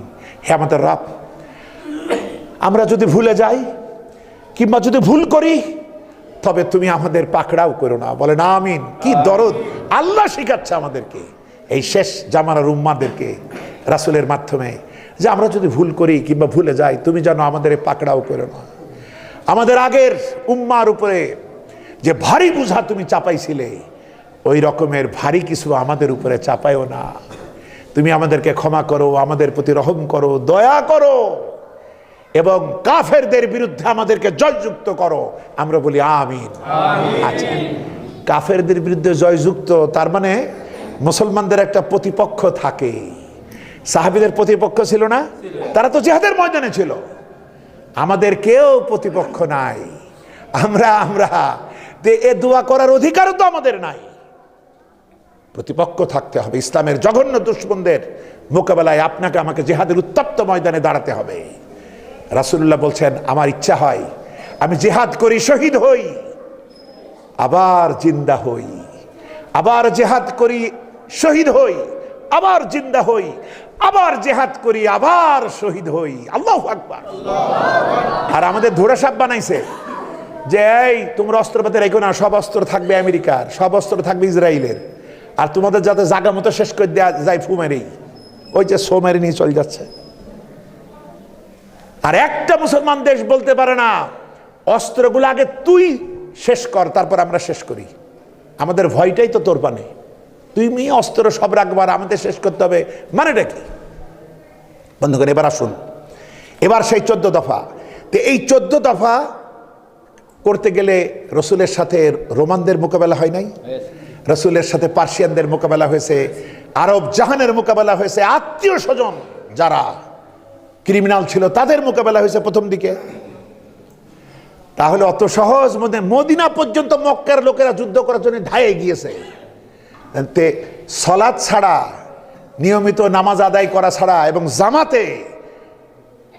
জামাতের মাধ্যমে তো শক্তি অর্জন হয়, জামাতবদ্ধভাবে সালাত আদায় করা, দোয়া করা, এছাড়া এ রাষ্ট্র টেকানো যাবে? তাই নামাজ দেওয়া হয়েছে। আর আমাদের নামাজ রোবটিক নামাজ, আমরা রোবট, আমাদের কোনো কাজ নাই, ওই 14 দফার কোনো কাজ নাই। এত মূর্খ আজ আমরা। আমাদের লোকেরা প্রশ্ন করে যে শবে মেরাজের নামাজ কয় রাকাত? আরে বেটা, শবে মেরাজের নামাজ তো নফল আসে নাই, এটা এসছে ফরজ। এই যে নামাজ আমরা সারা বছর পড়ি 5 ওয়াক্ত নামাজ, এটা ফরজ নামাজ এসছে শবে মেরাজে। অর্থাৎ আজ থেকে তোর দায়িত্ব ফরজের দায়িত্ব, কারণ তুই আমার খলিফা, খেলাফতের দায়িত্ব পালন কর বেটা। এই কাজ জিন পরি দিয়ে হবে না, ফেরেশতা দিয়ে হবে না, এই কাজ তোদের করতে হবে। আচ্ছা, আবার লোকেরা প্রশ্ন করে যে শবে মেরাজের রোজা কয়টা? এই সময় রোজা আসে নাই, এটা মাক্কি জিন্দিগি। রোজা এসছে ওই বদর যুদ্ধের সময়, অর্থাৎ দ্বিতীয় হিজরি। তখন তিনি মদিনায় চলে গেছেন, রাষ্ট্র তৈরি করা হচ্ছে এবং নামাজের উপরে প্র্যাকটিস চলছে। এরপরে এই রুহের প্রশিক্ষণ দরকার, নফসকে কন্ট্রোল করা দরকার, নইলে তো বেটা খাবি। এই জন্য সিয়াম সাধনার প্রেসক্রিপশন দেয়া হলো। এরপরে এলো জাকাত, সুদের বিরুদ্ধে আসলো, এগুলো ক্রমধারা অবলম্বন করা হয়েছে, একবারে চাপায় দেওয়া হয়নি। এবার একটু 14 দফা সংক্ষেপে আমরা একটু শুনি। আচ্ছা, আপনারা মাথায় রাখুন, সূরা বানী ইসরাঈল। বানী ইসরাঈল কাদের বলে? ওই যে এই যে ইহুদি যারা। আচ্ছা, এদের দোষ ত্রুটি, ঐতিহাসিক শাস্তি, এ সবগুলো এখানে আল্লাহ বর্ণনা করেছেন, করে রাসূলুল্লাহকে মিরাজ করালেন। এবার রাসূলের যখন হিজরতের সময় এলো, আল্লাহ তখন নবীকে এই সূরায় একটা দোয়াও শিখাইছেন, রব্বি আদখিলনি মুদখালা সিদকিউ ওয়া আখরিজনি মুখরাজা সিদকিউ ওয়াজআলনি মিন লাদুনকা সুলতানান নাসিরা। আহা, আল্লাহ সাহায্য ছাড়া বান্দা কিচ্ছু করতে পারে না, সব আল্লাহ হাতে কলমে শিখাই দিচ্ছেন।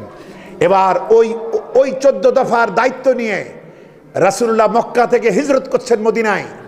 আল্লাহ বলছে এই দোয়াটা করো। রাসূলুল্লাহ সারা রাস্তা এই সূরা বানী ইসরাঈলের 80 নম্বর আয়াত, এই দোয়াটা 80 নম্বর, কত নম্বর? 80। কি দোয়া করছেন? হে আমার রব, তুমি আমাকে কল্যাণের সাথে বের করো, এই মক্কা থেকে বের করো কল্যাণের সাথে, এবং কল্যাণের সাথেই আমাকে প্রবেশ করাও ওই মদিনায়। এবং তুমি আমার সাহায্যকারী শক্তি, কোন রাষ্ট্র শক্তি, কোন সাহায্যকারী শক্তি, সুলতানান নাসিরা বলতে মুফাসসিরিনরা রাষ্ট্রীয় পাওয়ার বুঝিয়েছেন, এরকম একটা পাওয়ার তুমি আমারে দাও। এই দোয়া করতে করতে গেলেন, প্রথম দিনই তার হাতে ক্ষমতা আসতে লাগলো। তিনি গিয়ে প্রথমে এই মসজিদে কুবা নির্মাণ করলেন, এরপরে মদিনায় গিয়ে মসজিদে নববী তৈরি করলেন। এটাই পার্লামেন্ট, এটাই সংসদ, এটাই বঙ্গভবন, যেটা আপনি বোঝেন। এখান থেকেই সব কাজ তিনি শুরু করেছেন, বলেন আলহামদুলিল্লাহ। এবার কি করছেন দেখেন, আমি সংক্ষেপে বলে যাই। এইটা হলো তাহলে কি, আরেকটু বলি, মিরাজে নিয়ে কি দিলেন? এই সূরা বাকারার ওই দুটো আয়াত দিয়ে আমল করার কথা বললেন, আমাদেরকে মন যাতে আনন্দ পায়। কারণ বড় টেনশন নিয়ে রাসূলুল্লাহ গেছিলেন, কোথাও কোনো আনন্দ নেই। এত ভালো একটা মানুষ, আর তাইফেরা কি জঘন্য ব্যবহার করলো তার সাথে। মা নাই, বাপ নাই, স্ত্রী খাদিজা নাই, চাচা আবু তালেবও নাই, এক আল্লাহ ছাড়া কেউ নাই।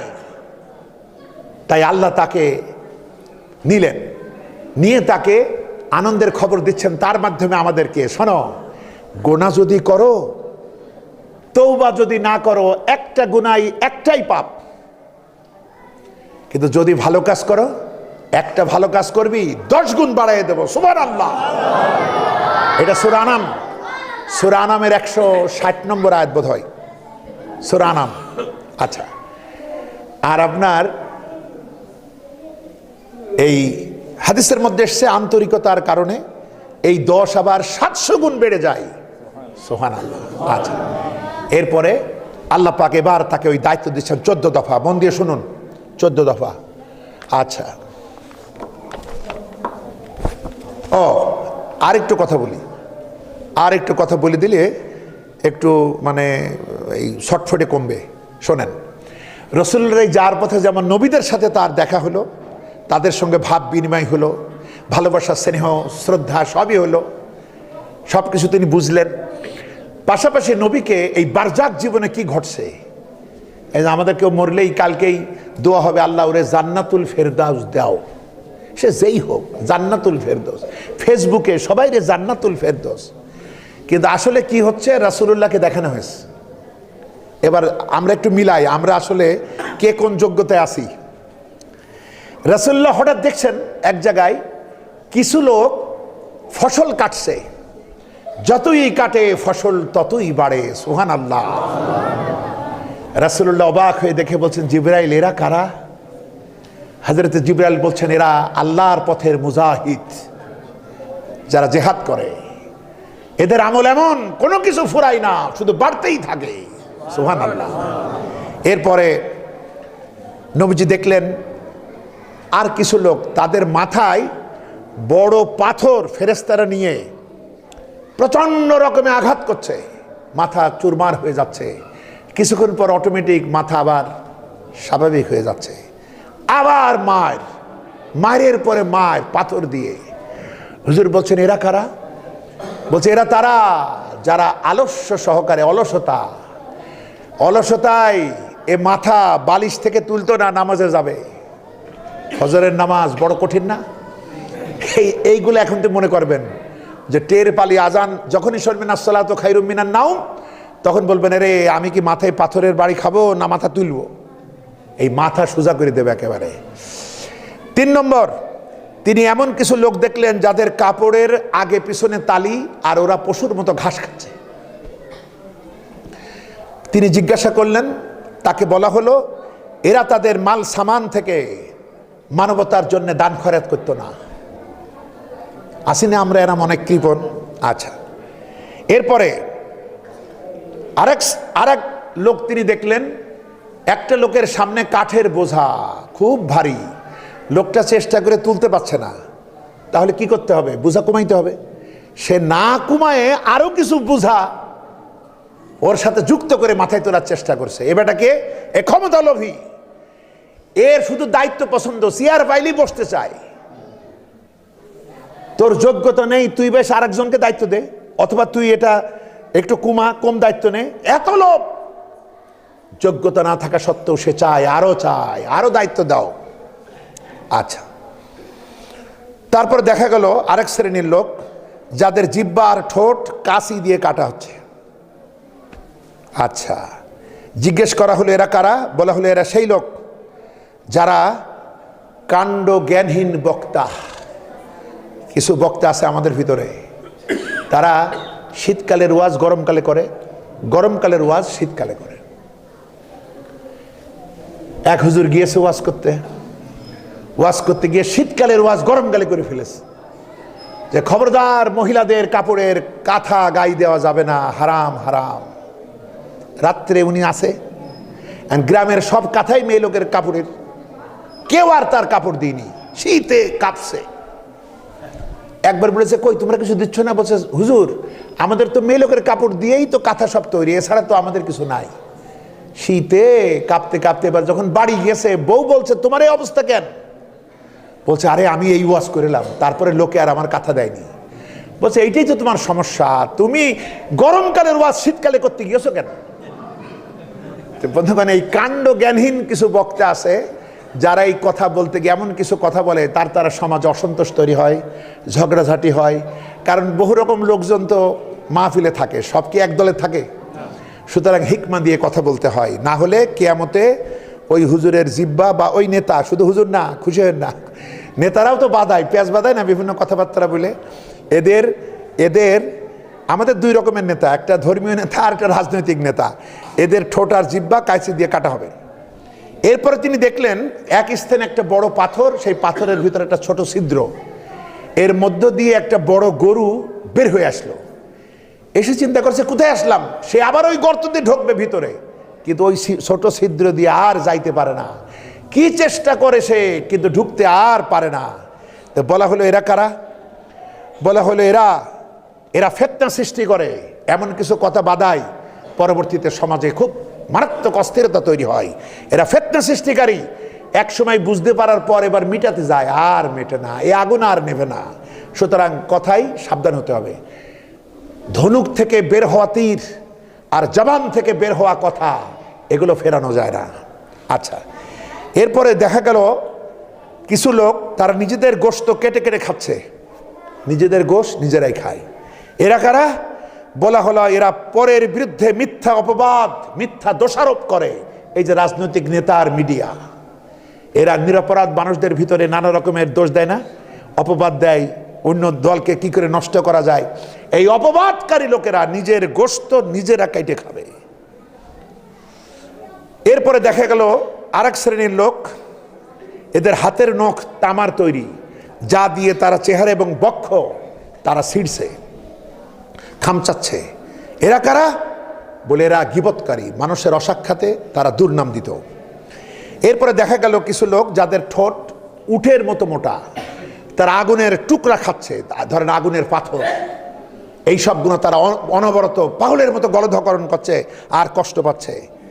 তো বলা হলো এরা কারা? বলে এরা ইয়াতিমের মাল অন্যায়ভাবে ভক্ষণ করত, এতিমের সর্বনাশ করত। আপনি চাচা হয়ে যদি আপনার ভাই মারা গিয়েছে, এবার ভাইস্তেদের সর্বনাশ করেন, তাহলে দেখেন আপনি কোথায় যাবেন। আচ্ছা, এই আগুন খাইতে হবে। তারপরে আর কিছু লোক দেখা গেল যাদের পেট ছিল বিশাল মোটা, তারা চিৎপটাং রাস্তার উপরে শুয়ে পড়েছে, নড়াচড়া করতে পারে না, পেট ভরা সাপ আর সাপ। লোকেরা যাচ্ছে, লাথি মেরে যাচ্ছে, তাও সে সত্যি পাচ্ছে না। জিবরাইল একে বলে এরা সুদখোর, বন্ধুগণ, জঘন্যতম গুনাহ সুদ। আচ্ছা, এরপরে এমন কিছু লোক দেখা গেল যাদের সামনে একদিকে আছে তাজা টাটকা গোশত, আরেকদিকে পচা দুর্গন্ধযুক্ত গোশত। এই লোকগুলা পবিত্র গোশত না খেয়ে এই পচা দুর্গন্ধযুক্ত গোশত খাচ্ছে, আরামসে খাচ্ছে না, যন্ত্রণাটা বুঝতে পারছে তারা। এরা কারা? তখন জিবরাইল বলেন এরা হলো তাদের স্ত্রী থাকা সত্ত্বেও পরকিয়া করত, পর নারীকে পটাইতো, তাদের সাথে যত মিলামেশা করত। খুব সাবধান এই ব্যাপারে। সর্বশেষ সহি বর্ণনার আলোকে যা পাওয়া যায় সেগুলো শোনাচ্ছি। এরপরে দেখা গেল এমন কিছু স্ত্রীলোক যাদের স্তনের সাহায্যে যাদেরকে ঝুলায় রাখা হয়েছে। বলা হলো এরা কারা? বলা হলো, তখন জানানো হলো এরা সেই নারী যারা যে সন্তান তার স্বামীর না, ব্যভিচারের মাধ্যমে হয়েছে, এই সন্তানকে স্বামীর সন্তান বলে চালায় দিত। বলেন নাউজুবিল্লাহ। বন্ধুগণ, এইগুলো দেখে রাসূলুল্লাহকে তার ঈমান, তার সিদ্ধান্ত, তার দায়িত্বকে চূড়ান্ত করে দেয়া হলো। এইবার তিনি এই দায়িত্ব নিয়ে এলেন। আমি সংক্ষেপে আপনাদের শোনাই সেই 14 দফা। 14 দফার কথাগুলি মনে রাখার চেষ্টা করেন। প্রথম দফা হলো, মদিনার যে ইসলামী রাষ্ট্র হবে খেলাফতের দায়িত্ব নিয়ে, সেই রাষ্ট্রে সন্তানের কাছে মা বাপের মর্যাদা হবে সব থেকে বেশি। বলেন আলহামদুলিল্লাহ। না, একটু ভুলেছে। 1 নম্বর 14 দফার 1 নম্বর হলো ওয়াকাদা রাব্বুকা আল্লা তা'বুদু ইল্লা ইয়াহু, যে একমাত্র আল্লাহর দাসত্ব মেনে নাও, একমাত্র আল্লাহর ইবাদত করবা, আর কারো ইবাদত করা যাবে না। তার মানে এই রাষ্ট্রের আইনদাতা, বিধানদাতা, শাসনকর্তা, মনিব, মালিক কে হবে? একমাত্র আল্লাহ, আর কারো না। এদেশে আল্লাহর আইন ছাড়া কিচ্ছু চলবে না। এইটা হলো 1 নম্বর দফা। পরবর্তী 13টাই বান্দার জন্য। দেখেন আল্লাহর দয়া কত, তিনি শুধু একটা রেখেছেন নিজের জন্য, আর পরবর্তী 13টা কাজ, 13টা ঘোষণা ইসলামী রাষ্ট্রের, এটা সব আমাদের পক্ষে। এই 2 নম্বর হলো ওয়াবিল ওয়ালিদাইনি ইহসানা, মা বাপের সাথে উত্তম ব্যবহার করবা। আচ্ছা, মা বাপের ইসলামী রাষ্ট্র হলে মা বাপের মর্যাদা বাড়বে। তখন ওই শহরের মতো বুড়া বুড়ির এতিমখানা, ওই যে কি যেন বলে বানাই, বৃদ্ধাশ্রম, এইসব হবে না। সন্তানের দায়িত্ব সব থেকে উত্তম ব্যবহার করবে মা বাপের সাথে, তাদের হক আদায় করবে। এখন বলেন ইসলামী রাষ্ট্রের এটা হলো 2য় দফা। এটা যদি আমাদের সংবিধানে থাকে, আপনাদের কোনো লস আছে? না। দেখেন আজকে ছেলে কথা শোনে না, এটা দেয় না, ওটা দেয় না, অসুস্থ বাপরে কায়দা করে চলো চিকিৎসা করতে নিয়ে যায়, এরপর মরা বাপের হাতে টিপসই দিয়ে জমি জায়গাগুলো বোনদেরকে বঞ্চিত করে ছিনতাই করে নাই, ঠিক কিনা বলেন? এরপরে উল্টো পাল্টা করে লেখায় নাই, কত ঘটনা আছে এদেশে। এইটা চলবে না। বরং ইসলামী রাষ্ট্রের 2য় দফা হলো মা বাপ কি করবা? শুধু খেদমত না, বরং তোমার করুণার 2 ডানা। বলা হচ্ছে যে তোমার 2 হাত দিয়ে সেবা করবে না, তোমার হাত তো শক্ত, এটাকে পাখির ডানার মতো নরম করো, বিনীত করো এবং তাদের সেবা করো। আর কি করো? আর হলো আরো দোয়া করো। কোনো ত্রুটি বিচ্যুতি হতেও তো পারে, সব তো তুমি পারবা না, সব তো তুমি বুঝবা না। রব্বিরহামহুমা কামা রাব্বায়ানি সগীরা, হে আমার রব আমার মাতা পিতা যেমন আমাকে স্নেহ দিয়ে ভালোবাসা দিয়ে আমারে লালন পালন করছিল ছোটকালে, তুমি মেহেরবানি করে তোমার রহমত দিয়ে তাদেরকে লালন পালন করো। আমরা বলি আমিন। এরকম শিখাচ্ছে বান্দাকে আল্লাহ। তো যাই হোক, ইসলামী হুকুমতের প্রথম দফা হলো মা বাপের মর্যাদা হবে সব থেকে বেশি, তার সার্বিক হক আদায় করে দিতে হবে। এরপরে আসবে হলো আত্মীয় স্বজন। আমাদের মাতা পিতা থেকেই তো তৈরি হয় আত্মীয় স্বজন, তাই না? এরপরে হবে আত্মীয় স্বজন, দাঁড়ান, আত্মীয় স্বজনের আচ্ছা 2 দফা হয়ে গেছে। প্রথম আল্লাহ, দ্বিতীয় মা বাপ। আচ্ছা, তৃতীয় হলো ওয়াতিজাল কুরবা হাক্কাহু ওয়াল মিসকিনি ওয়াবনাস সাবিল। আত্মীয় স্বজন, মিসকিন অভাবগ্রস্ত আর মুসাফির, তাদের হক দিবা, তাদের সেবা করো, তাদের প্রতি যে অধিকার এটা দিবা। তার মানে দেখেন, আত্মীয় কেউ বড় লোক কেউ গরিব, কিন্তু কেউ কষ্টে থাকবে না। আপনার ক্ষমতা থাকলে আত্মীয়কে সবার আগে দান করবেন। আচ্ছা, অভাবগ্রস্ত মানুষ, এই অভাবী কেমন? চেহারা দেখে বোঝা যায় না, সে হাত পাততেও পারে না অন্যান্য ফকিরদের মতো। এদেরকে বলা হয় মিসকিন, মানে গরিব ভদ্রলোক। এই মসজিদে আসে, এই যে সালাম ফেরান ডানে বামে, আল্লাহু আকবার, আল্লাহর হক দিয়ে নামাজ শুরু হয়। সালাম কারে দেন? আল্লাহর দেন না বান্দারে দেন? বান্দার হক আদায়ের দায়িত্ব নিয়ে নামাজ শেষ হয়। অর্থাৎ নামাজ পড়ে যখন সমাজে ঢুকবো, কে মিসকিন কে অভাবগ্রস্ত আপনাকে খুঁজে বের করতে হবে। আর বাইরের লোক, ধরুন চট্টগ্রামে ধনী, কিন্তু এই এলাকায় এসে পকেট মার গিয়েছে, এখন গরিব মুসাফির, তাহলে তাকে সাহায্য করতে হবে। আচ্ছা, অর্থাৎ প্রত্যেকটা পরিচিত অপরিচিত মানুষ যখন এই মদিনার মতো ইসলামী সমাজে ঢুকবে, ওই সংবিধান এদেশে কায়েম হলে এখানে যখন কেউ আসবে, সে তখন অতিথি পরায়ণ লোকদের মাঝে নিজেকে দেখতে পাবে, তার কোনো টেনশনই থাকবে না। এরা সব তার ভাই, সে বিপদে পড়ছে, বোঝামাত্রই লোকেরা সাহায্য দিয়ে তার টিকিট কেটে দেবে, তার আশ্রয় দেবে, তার সাহায্য করবে। আত্মীয়রা পাবে, মিসকিন অভাবগ্রস্তরা পাবে, বাইরের মুসাফিররা পাবে। বলেন আলহামদুলিল্লাহ। এটা হচ্ছে ইসলামী রাষ্ট্র, ইসলামের ঘোষণাপত্র। এই রাতে আল্লাহ পাক লাইলাতুল মেরাজের রাতে রাসূলুল্লাহকে দিলেন 3 নম্বর। 4 নম্বর, এগুলো করতে হলে অপব্যয় করলে হবে, বাজে খরচ করলে হবে? হবে না। তাই 4 নম্বরে বলা হচ্ছে কি জানো আরবিটা? হ্যাঁ, ওয়ালা নাকি ইল্লা ইন্নাল মুবাজ্জিরিনা কানু ইখওয়ানাশ শায়াতিন। আচ্ছা, নাকি ভুল বললাম?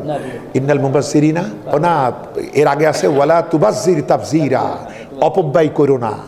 অপব্যয় করি তো আমাদের প্রয়োজনীয় টাকা থাকে না। এরপরে বলা হচ্ছে শোনো, অপব্যয়কারী কি জানো? ইন্নাল মুবাজ্জিরিনা কানু ইখওয়ানাশ শায়াতিন, বেহুদা খরচকারী শয়তানের ভাই। আচ্ছা, শয়তানের ভাই কি সাধু হবে না শয়তানি হবে? আল্লাহ মান্দার পরে দরদ কত, সে বলছে না অপব্যয়কারী তুই কিন্তু শয়তান, তা বলছে না, বলছে শোন, অপব্যয় করবি না, করলে তুই শয়তানের ভাই হয়ে যাবি। কত কি আদর করে সতর্ক করছেন আল্লাহ। এগুলাই ইসলামের বিধান। আচ্ছা, তাহলে বাজে খরচ করা যাবে না। আর শয়তানকে, যে তার রবের ব্যাপারে অকৃতজ্ঞ, সে রবের সাথে কুফরি করেছে। ইন্নাশ শাইতানা লিরাব্বিহি কাফুরা, এটা 4 নম্বর। 5 নম্বর কি শোনেন? 5 নম্বর, ধরো তোমার তো এখনো টাকা পয়সা নাই, তুমি বেকার, বেকার ছেলেরা আছে না, হঠাৎ করে কেউ একজন চেয়ে ফেলে বেকারের, সে তো জানে না। তুমি ধরো নিজেই অভাবগ্রস্ত বেকার, এমন সময় কেউ তোমার কাছে চাইলো, তবে শোনো, তাকে যদি ফেরত দিতে হয় তবে নরম জবাব দিও, কড়া কথাই তারে ধমক দিও না। আমরা অনেক সময় রেগে যাই না ফকিরদের উপরে? এটা করা যাবে না। সে তো জানে না আপনি বেকার, কি কিছু ভালো একটা পোশাক পরে ডাক মেরে দাঁড়িয়ে আছেন বাস স্ট্যান্ডে, হঠাৎ করে একজন হাত পায়ে দিল, তুমি বেকার, তোমার এখন কিছু নাই, তাহলে উত্তম জবাব দিবা, নরম ভাষায় কথা বলবা, কেউ এখানে ধমক দেওয়ার কাম করবা না। এটা হলো 5 নম্বর দফা। আচ্ছা, এই কাজগুলো হলে আমাদের শান্তি হবে না? আচ্ছা, আমরা এই কাজগুলো করি না, শুধু দোয়া করি রব্বানা আতিনা ফিদ দুনিয়া হাসানা। এই দোয়া কবুল হয়েছে নাকি? আমাদের দুনিয়া সুন্দর করো, দুনিয়া সুন্দর হয়েছে? কোর্টে যায় দেখেন কিভাবে সৎ মানুষদের বিরুদ্ধে কত মামলা। কিসের শান্তি? শান্তি নাই, কারণ আমরা তো এই কাজগুলো করি নাই, শুধু দোয়া করি। আচ্ছা, এরপরে 6 নম্বর দফা কি? ছয় নম্বর দফায় বলা হচ্ছে যে এটা অর্থনৈতিক ভারসাম্য প্রতিষ্ঠা করা হচ্ছে। অর্থনীতির ব্যাপারে দুইটা দফা, একটা অপব্যয় করবে না, আর একটা হলো নিজের হাত গলায় বেঁধে রেখো না অথবা উন্মুক্ত করো না। গলায় বাঁধা মানে কৃপণ হইও না। আবার খুব বেশি নিজের কোনো খবর নাই এত দিলে যে খুব বেশি দিয়ে ফেললে নিজের আর কিছু রইল না, এমনও দিবে না। ভারসাম্য রাখবে, অর্থনৈতিক ভারসাম্য। কারণ যদি কৃপণ হও তবে লোকে তোমাকে ধিক্কার দেবে, আর যদি তুমি বেশি করে হিসাব নিকাশ না করে সব দিয়ে দাও তাহলে তুমি লাঞ্ছিত হবে। কিভাবে শিখাচ্ছে যে তুমি একেবারে করে দিবা না, নিজের হক নিজের পরিবারের হক রেখে তারপরে দিবা। দেখেন না, জাকাতের মাধ্যমে ইসলামকে সব চাই না, 100 টাকায় 2.5 টাকা চাই। তাহলে দেখছেন, তাই বলছে শোনো এই ব্যাপারে সতর্ক থেকো যে একেবারে কৃপণ হবে না, আবার সব ছেড়ে দিবে না, তাহলে নিন্দিত ও ধিক্কৃত হয়ে যাবে। এরপরে বলা হচ্ছে শোনো, রিস্কের ব্যাপারে চিন্তা করো না। তোমার রব যার জন্য ইচ্ছা রিজিক দেন, যার জন্য ইচ্ছা একটু কম দেন। তিনি নিজের বান্দাদের অবস্থা জানেন এবং তাদেরকে দেখছেন। আচ্ছা, এরপরে 7 নম্বরে মানে রিস্কের ব্যাপারে আপনার চিন্তা করার দরকার নেই, রিস্কের মালিক কে? আল্লাহ। এই বিষয়টা 6 নম্বরে বলা হয়েছে। 7 নম্বরে বলা হচ্ছে খেতে দিতে পারবা না, এই জন্য সন্তানদেরকে হত্যা করো না। দুঃখজনক সত্য হলো আমরা একটু খেয়াল করলেই দেখি আমাদের দাদা নানা পিতা তাদের কত সন্তান, আর এই যে এই দেশে মরিবার পরিকল্পনা আসলো, এরপরে হয়ে গেল জন্ম নিয়ন্ত্রণ। এরপরে এখন আমারও বন্ধুদের কেউ কেউ আছে একটা ছেলে আর সন্তান নাই, যেই মরছে এবার হাই হাই কি হলো, এখন এগুলো দেখবে কে? তো বন্ধুগণ, দাঁড় খেতে দিতে পারবো না, এজন্যে অনাগত ভবিষ্যৎ সন্তানদেরকে হত্যা করো না, আমি তাদেরকেও দেব যেমন তোমাদেরকে দেই। মনে রেখো, তাদেরকে হত্যা করা একটা জঘন্য পাপ। এটা 7 নম্বর। অর্থাৎ ইসলামের রাস্তায় এগুলো চলবে না। হ্যাঁ, পরিবার পরিকল্পনা থাকবে। এখন মহিলারা ভয় পায় না, ওরে বাবা এখনকার মহিলারা তো মনে করে তার তো বিপদ না। পরিবার পরিকল্পনা বলে একটা জিনিস আছে, আপনার পরিবারের ব্যাপারে আপনার একটা পরিকল্পনা থাকবে না, এটা থাকবে। একটা বাচ্চা আছে, সেই বাচ্চা বুকের দুধ খায়, এই সময় আর একটা বাচ্চা আসলে এই বাচ্চার ক্ষতি হবে, সেই ক্ষেত্রে বাচ্চা নেওয়া যাবে না। কারণ 2-2.5 বছর 2 বছর এই বাচ্চাটাকে বুকের দুধ খাওয়ানো ওয়াজিব, দিতেই হবে। এই সময় বাচ্চা নেওয়ার প্রয়োজন নেই। প্রাকৃতিক পদ্ধতি যদি অবলম্বন করেন এ সময় না নিলেও হবে। আচ্ছা, তে এরপরে বাচ্চা হয়েছে, এখন মায়ের শরীর এত দুর্বল, কোন ইমানদার ডাক্তার যদি বলে এই অবস্থায় বাচ্চা নিলে মায়ের স্বাস্থ্যহানি হবে, মানে স্বাস্থ্যহানি মানে কি, মৃত্যুর মুখোমুখি হতে পারে, এই ক্ষেত্রে সেই সময় এটা পরিবার পরিকল্পনার অন্তর্ভুক্ত জন্ম নিয়ন্ত্রণ, সেই ক্ষেত্রে সতর্ক হওয়ার সুযোগ দিয়েছে। কিন্তু অযথা শক মারা, ঠাট মারা, ভাব নেওয়া, এইসব শরীর ভেঙে যাবে, এ হবে সে হবে, সবই আছে, কিন্তু এইগুলো আমরা করব না, এই কাজ করা যাবে না। অনেক মা আছে বাচ্চাকে বুকের দুধ দেয় না, আছে না, বোতল খাওয়ায়, ওই জন্য বাচ্চাগুলো বড় হয়ে ওই বোতলের দিকেই ঝোঁক হয়। আচ্ছা, এবার 8 নম্বর বলা হচ্ছে ওয়ালা তাকরাবুজ জিনা, জেনার কাছেও যাবে না। জেনা করো না এটা বলা হচ্ছে না, বলা হচ্ছে এর কাছেও যাবি না। জেনার কাছে কি নিয়ে যায়? অশ্লীল সিনেমা, পত্রপত্রিকা, অশ্লীল সংলাপ, আলাপ আলোচনা, এই রাত্রিবেলা আলাপ নানা রকমের, এইগুলো মানুষকে জেনার দিকে উদ্বুদ্ধ করে। তাই বলা হচ্ছে এগুলোও হারাম। জেনা তো অনেক পরে, তার আগে যে সুরসুরি, এই সুরসুরিও হারাম। এটা অত্যন্ত খারাপ কাজ এবং খুবই জঘন্য। এটা ইসলামের রাষ্ট্রের 8ম দফা। এগুলো বোঝা যায়, কত খারাপ বোঝা যায় যখন নিজের উপরে আসে। আমরা এখন তো বুঝবো না, যখন নিজের উপরে বিপদ আসবে তখন আমরা বুঝি। 9 নম্বর, যারা তারে হত্যা করা যাবে না। আল্লাহ যে হত্যাকে হারাম করেছেন, সত্য ছাড়া কাউকে খবরদার হত্যা করবে না। এইটা হলো 9 নম্বর দফা। যে নিহত হয়েছে তার পরিবারকে ইসলাম সুযোগ দিয়েছে। সুতরাং মানে বিচারে রায় হওয়ার পর যারা হত্যা হয়েছে তাদের কাছে দিয়ে দেওয়া যাবে সরকারের তত্ত্বাবধানে। আল্লাহ বলছে শোনো, হাতে পাইছো বিলে নির্মমভাবে অত্যাচার করে মারবা না, তুমি তো সহযোগিতা পাইছই, আবার কি? একটা কুরবানি যখন দেন, ভোতা মানে ধারবিহীন কোনো ছুরি দিয়ে ছাগল গরু জবাই করা যাবে না। ইসলাম এখানেও রহমত দিয়েছে, সুতরাং অত্যাচার করে কাউকে হত্যা করা যাবে না। আচ্ছা, এটা গেল 9 নম্বর, সীমা অতিক্রম করা যাবে না হত্যার ব্যাপারে। আচ্ছা, 10 নম্বর, এতিমের সম্পত্তির ধারেও যাবে না, তবে হ্যাঁ সদুপায়ে। ছোট বাচ্চা এখনো বোঝে না, তার সম্পদ তার হাতে দিলে হারায় ফেলবে, এই সময় আপনি তার বালেগ হওয়া পর্যন্ত দেখতে পারেন। তাছাড়া এবং এতিমদের পুনর্বাসন কেন্দ্র তৈরি হবে ইসলামী রাষ্ট্রে, এতিমদেরকে যাতে যার কেউ নেই তাকে সরকারি তত্ত্বাবধানে তাকে বড় করা হবে, এটা 10 নম্বর। 11 নম্বর, ওয়াদা যা করবা তা পালন করা লাগবে। অবশ্যই ওয়াদার ব্যাপারে তোমাদেরকে জবাবদিহি করা হবে। ওয়াদা ঠিক না থাকলে সে কি মুনাফিক, ঠিক না? আমাদের নেতারা মিথ্যা কথা কয় না? আরে বাবা বাবা, মিথ্যুক ওয়াদা ভঙ্গকারীদের সাথে, মিথ্যাবাদী নেতাদের সাথে আল্লাহ কিয়ামতে কথাও বলবেন না, এত রাগান্বিত থাকবেন। নাসাইর হাদিস 2577 নম্বর হাদিস, আল্লাহ 3 শ্রেণীর লোকের সাথে কথা বলবেন না। একটা হলো বৃদ্ধ অথচ ব্যভিচারী, ফকির অথচ অহংকারী, নেতা অথচ মিথ্যাবাদী। আল্লাহ আমাদেরকে রক্ষা করুন, আমরা বলি আমিন।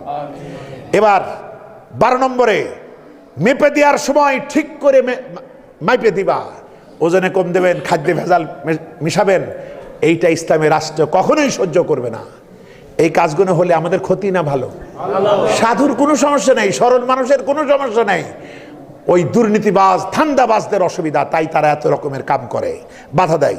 13 নম্বর, এমন কোন জিনিসের পিছনে লাগো না যে বিষয়ে তোমার কোনো জ্ঞান নেই, কারণ কিয়ামতে চোখ, কান এবং দিল সম্পর্কে জিজ্ঞাসা করা হবে। অর্থাৎ ফেউ হওয়া যাবে না। একজন মানুষ আপনি জানেন না অপরাধী, অথচ সন্দেহ করে তার পিছনে শুধু পরছিদ্র অন্বেষণ করা, লোক লাগিয়ে দেওয়া, তার দুর্নাম করা, এই সমস্ত কাজ, কোনো অপবাদ, গীবত, পরনিন্দা, মানুষের সম্মানহানি কিচ্ছু এই ইসলামের রাষ্ট্রে হবে না। 14 নম্বর, সরকারেরা খুব অহংকারী হয় না, যে আমরা ক্ষমতায় গেলে কাউকে ছেড়ে দেব না, এরকম কথা বলে না? আরো কত বলেছে, আমরা ভাতে মারবো, পানিতে মারবো, কত কথা আমাকে শোনা লাগছে। ওয়ালা তামশি ফিল আরদি মারাহান ইন্নাকা লান তাখরিকাল আরদা ওয়া লান তাবলুগাল জিবালা তুলা। খবরদার, দাম্ভিক হবে না, অহংকার করবে না। তুমি অহংকারের ঠেলায় লাথি মেরে জমিনটাকে দুভাগ করতে পারবে না, আবার পাহাড়ের উচ্চতা তুমি ছাড়িয়ে যেতে পারবে না। সুতরাং শাসক থেকে শুরু করে সবাই বিনয়, বিনম্র, ভদ্র হবে। এই হলো 14 দফা ইসলামী রাষ্ট্রের ঘোষণাপত্র। এই আলোকে রাসূলুল্লাহ মদিনায় গিয়ে এই 14 দফা প্রতিষ্ঠা করলেন। এটাই ছিল খেলাফতের দায়িত্ব, এটাই ছিল মদিনা রাষ্ট্রের প্রথম দায়িত্ব। এখন আপনারা বলেন, আমরা এটা চাই না? আমরা চাই নাকি? একটু হাত তুলে দেখি, চাই কিনা আমরা? আল্লাহ কবুল ও মঞ্জুর করুন, আমরা বলি আমিন। বন্ধুগণ, আপাতত এই কথা বললাম, সব বললে তো আর দাঁত পাবো না, তাই না? এই জন্য কিছু তো রাখতে হয় পুঁজি। যাই হোক, আল্লাহ আমাদের প্রতি রহম করুন, আমাদেরকে সাহায্য করুন, আল্লাহ আমাদেরকে কবুল ও মঞ্জুর করুন। আল্লাহুম্মা আমিন। রব্বানা যালামনা আনফুসানা ওয়া ইল্লাম তাগফির লানা ওয়া তারহামনা লানাকুনান্না মিনাল খাসিরিন। রব্বিরহামহুমা কামা রব্বায়ানি সগীরা। রব্বিরহামহুমা কামা রব্বায়ানি সগীরা। রব্বানা হাব লানা মিন আজওয়াজিনা ওয়া যুররিয়াতিনা কুররাতা আয়ুনিন ওয়াজআলনা লিল মুত্তাকিনা ইমামা। রব্বানা লা তুযিগ কুলুবানা বা'দা ইয হাদাইতানা ওয়া হাব লানা মিন লাদুনকা রাহমাতান ইন্নাকা আনতাল ওয়াহ্হাব। রব্বি জিদনি ইলমা, রব্বি জিদনি ইলমা। রব্বানা আতিনা ফিদ দুনিয়া হাসানা ওয়া ফিল আখিরাতি হাসানা ওয়া কিনা আযাবান নার। রব্বুল আলামিন, তোমার হাবিবের শানে লাইলাতুল মিরাজের অবিস্মরণীয় সেই সফরের বর্ণনা আমরা করেছি।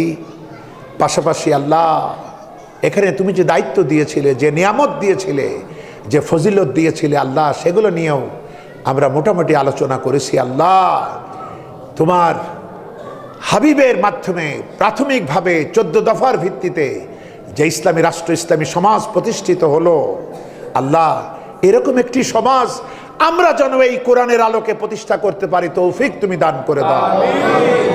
রাব্বুল আলামিন নির্বাচনে গিয়ে আসছে, আমরাও তাকিয়ে আসি বড় আশা নিয়ে। দীর্ঘকাল প্রায় 54 বছর ধরে অর্ধ শতাব্দীর উপরে আমরা নির্যাতিত, বঞ্চিত, নিষ্পেষিত, নিগৃহীত সৎ মানুষেরা। আল্লাহ, এবার তুমি দয়া করে স্বাধীনতা দিলে আমাদের ছোট ছোট ছেলে মেয়েদের হাতে। আল্লাহ, তুমি মেহেরবানি করে যারা শহীদ হয়েছে তাদের শাহাদাত কবুল করো, যারা আহত তাদেরকে সুস্থতা দান করো। তোমার নিজ হাতে দেওয়া এই স্বাধীনতাকে আমরা কাজে লাগাতে পারি তৌফিক দাও। রাব্বুল আলামিন, নির্বাচন যেদিনই হোক আল্লাহ, যারা ইসলামী শরিয়ায় বিশ্বাসী, যারা ইসলামী দ্বীনে বিশ্বাসী, তোমার রাসূলের নেতৃত্বে বিশ্বাসী, এরকম বেশিরভাগ মানুষের হাতে আল্লাহ যেন এ জাতির ক্ষমতা আসে, যেন এদেশে কোরআন যেন শুধু তেলাওয়াতে না থাকে, এটাই যেন হয় এদেশের সংবিধান। তুমি এটা তৌফিক তুমি দান করে দাও। আল্লাহ, তুমি আমাদের মসজিদগুলো আল্লাহ সবকিছু হেদায়েতের নূরে প্লাবিত করো। আমাদের সমাজের প্রতি রহম করো, আমাদের মা বাপের প্রতি রহম করো, আমাদের সন্তানদের প্রতি রহম করো, যারা আমাদের মাঝ থেকে চলে গেছে তোমার কাছে। আল্লাহ, আমাদের পূর্বপুরুষ, আমাদের শিক্ষক মণ্ডলী, আমাদের অভিভাবক, আমাদের মাতা পিতা, আমাদের নানা নানি, দাদা দাদি, শ্বশুর শাশুড়ি, আল্লাহ তুমি তাদেরকে মাফ করে দাও, তাদের জীবনের নেক আমলগুলিকে কবুল ও মঞ্জুর করে নাও। রাব্বুল আলামিন, যে কথাগুলো বললাম কোনো ব্যক্তির স্বার্থে বলি নাই, নিজের স্বার্থে বলি নাই। আল্লাহ, মেহেরবানি করে মানবতার জন্য বলেছি। আল্লাহ, এগুলো রেকর্ডবদ্ধ করা হয়েছে সারা পৃথিবীর মানুষের চেতনা সৃষ্টির জন্য। তুমি মেহেরবানি করে কবুল ও মঞ্জুর করে নাও। আমার ভাই আলামিন, সে আমাকে স্মরণ করেছে, এই মানুষগুলোকে তাই দেখতে পেলাম। এখানে আমার আত্মীয় স্বজনেরা থাকে, তারপরও আশা জোটে নাই, নানা কারণে হয়নি। আল্লাহ, আজকে তোমার দিনকে নিয়ে এলাকায় এলাম। আল্লাহ, তুমি আমার ভাই আলামিনের প্রতি রহম করো। আল্লাহ, আলামিনের দিনই যোগ্যতা আরো বাড়িয়ে দাও, তার পরিবার পরিজনের প্রতি রহম করো, তাকে সুস্থতা তুমি দান করে দাও। আল্লাহ, আমার আরেক ভাই আলিনুর, আল্লাহ যখনই দেখা হয় তার আবেগ, তার ভালোবাসা তিনি সবসময় আসতে বলেন। আল্লাহ, তার ভালোবাসা, তার দরদ আমি দেখতে পাই। এখানে এলাম, তাও তিনি ছুটে গিয়ে আমার সাথে আগে দেখা করেছেন। আল্লাহ, তিনি আজকে বয়সের একটা প্রান্তে উপনীত হয়েছেন। আল্লাহ, তাকে তুমি সুস্থতা দান করে দাও, পরিবার পরিজন নিয়ে সুখে শান্তিতে থাকার তৌফিক দাও। তিনি দ্বীনি যোগ্যতার সাথে প্রাণবন্ত কথা বলতে পারেন মানবতার সামনে, সেই তৌফিক তুমি দান করে দাও। এই মসজিদটা আল্লাহ এই এলাকার ঐক্য ধরে রেখেছে। এখানে হাবিজাবি আরও কিছু অনৈক্যের কোনো কিছু হয় নাই। আল্লাহ, এই মসজিদকে মানুষের অন্তরে সুপ্রতিষ্ঠিত করে দাও, এটাকে তোমার দ্বীনের আলো ছড়ানোর মারকাজে পরিণত করো। আল্লাহ, এখানে আমাদের বিভিন্ন মানুষেরা রয়েছেন, কেউ হয়তো এইটা করে, কেউ ওইটা করে। আল্লাহ, কিন্তু আমরা মুসলিম, আমরা কোরআন এবং সুন্নাহকে যেন সর্বোচ্চ গুরুত্ব দিয়ে চলতে পারি, ভাই ভাই মিশে চলতে পারি, তৌফিক তুমি দান করে দাও। রাব্বুল আলামিন, আমরা যারা ঋণগ্রস্ত তাদের ঋণ পরিশোধের তৌফিক দাও, আমরা যারা অসুস্থ তাদেরকে সুস্থতা দান করে দাও। রাব্বুল আলামিন, আমাদের গাছগুলি ভরে বরকতের ফল ফলাদি দাও, মাঠগুলি ভরে বরকতের ফসলাদি দাও, আর আমাদের কলিজা ভরা ঈমান তুমি দান করে দাও। রাব্বুল আলামিন, আলোর দিশারি একটি সংস্থা এখানে কাজ করছে, তরুণদের নিয়ে, মুরব্বীদের সহযোগিতা নিয়ে, আলেমদের চিন্তাধারা নিয়ে। আল্লাহ, এই সংগঠনটাকে তুমি কিয়ামত পর্যন্ত কবুল ও মঞ্জুর করে নাও। মানবতার রুহানি খেদমত এবং মানুষের যে খোরাক, শারীরিক খেদমত এবং রুহানি খেদমত তারা যেন ভালোভাবে দিতে পারেন তৌফিক দাও। এই সংগঠনে অন্তর্ভুক্ত সবাইকে তুমি দ্বীনি যোগ্যতা আরো বাড়িয়ে দাও। এই সংগঠন যেন ঋণগ্রস্ত না থাকে তৌফিক দাও। প্রতি মাসে এখানে তোমার কোরআনকে শোনানো হয়। আল্লাহ, তুমি এই মাহফিলটাকে বারাকা দিয়ে মণ্ডিত করো। আল্লাহ, আরো বেশি বেশি মানুষ যেন এই তাফসিরের আলোচনায় শামিল হতে পারেন তৌফিক দাও। আজকের এই পবিত্র রজনীতে আল্লাহ সবার জন্য তাবাররুকের ব্যবস্থা করা হয়েছে, তুমি তাতে বরকত দান করে দাও। রাব্বুল আলামিন, আমাদের আপনজনদের মধ্যে যারা অসুস্থ তাদেরকে সুস্থতা দান করে দাও।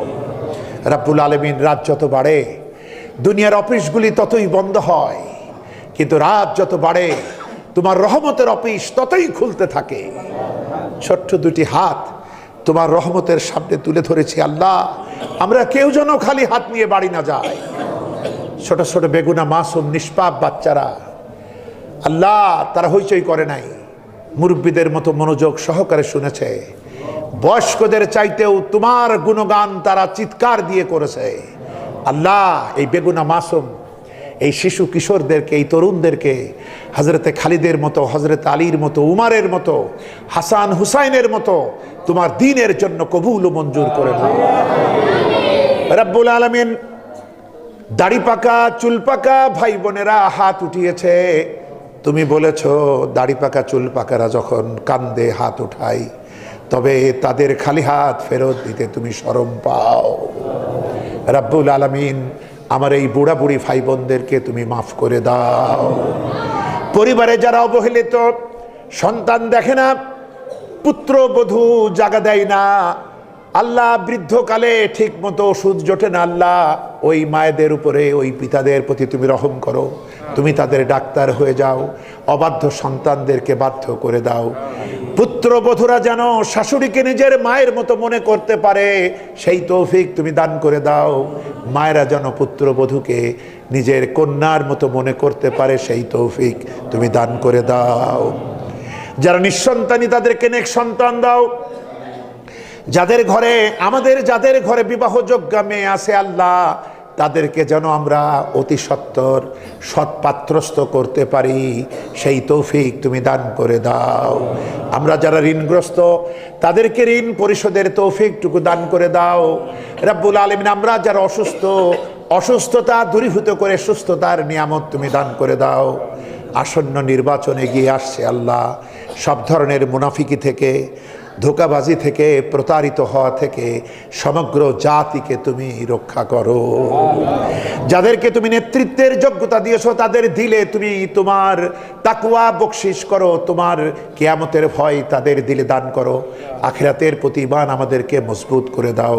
রাসূলুল্লাহর সুন্নাহর প্রতি ভালোবাসা আমাদেরকে দাও আল্লাহ। পবিত্র লাইলাতুল মেরাজের যে দায়িত্ব কর্তব্য তুমি আমাদেরকে দিয়েছো, যার মাধ্যমে খেলাফতের দায়িত্ব শুরু হয়ে যায়, আল্লাহ এই দায়িত্ব আমরা যেন পালন করতে পারি সে তৌফিক তুমি দান করে দাও। आँख जाती है फलक पर रहम लाने के लिए, बादलों हट जा दे दो रख जाने के लिए, रहम कर अपना ना आईने करम को भूल जा, हम तुझे भूले हैं लेकिन तू न हमको भूल जा। खल्कों की रंदाए हुए दुनिया की ठुकराए हुए, आई है अब तेरे दर पर हाथ फैलाए हुए। रब्बुल आलमीन कियामतेर कठिन दिने মানুষের পিপাসায় তার জিহ্বাটা নাভির নিচ পর্যন্ত ঝুলে যাবে। প্রকাণ্ড সূর্যটা মাথার কাছে চলে আসবে। গুনাহগারের মাথার চান্দি ফেটে গিয়া মগজগুলি গলে গলে ডাক কান দিয়ে বেয়ে বেয়ে পড়তে লাগবে। পায়ের নিচের মাটিটুকুন উত্তপ্ত তামার মতো গরম হয়ে যাবে। সমগ্র হাসর জুড়ে আওয়াজ হবে পানি পানি পানি বলে। ওই দিন তোমার হাবিবে পাকের কাউসারের পেয়ালা আমাদেরকে নসিব করে দাও রব্বুল আলামিন। আমাদের যাদের দিলে তোমার পবিত্র ঘর জিয়ারতের বাসনা আছে আল্লাহ, তোমার পবিত্র ঘর জিয়ারত না করে আমাদের মাইরো না। জীবনে একটা বার হলেও যেন রাসূলের পবিত্র রওজায়ে আতহারের কাছে, তার কদমের কাছে দাঁড়িয়ে তাকে যেন প্রাণ ভরে সালাম করতে পারি সে তৌফিকটুকু আমাদের দাও রব্বুল আলামিন। আমাদের ভুল ত্রুটি মাফ করো, আমাদের জায়জাসা তুমি কবুল করো। তাফসীরের এই ধারাবাহিকতা যেন চলতে থাকে সেই তৌফিক তুমি দান করে দাও। আপনাদের এই পবিত্র মোনাজাতের মধ্যে আমি আপনাদেরকে 1 মিনিট 2 মিনিট ছেড়ে দিচ্ছি। যার মনে যে ব্যথা আছে খুলে বলুন আল্লাহ রে, আল্লাহ পাক যেন মেহেরবানি করে তা কবুল ও মঞ্জুর করে নেন।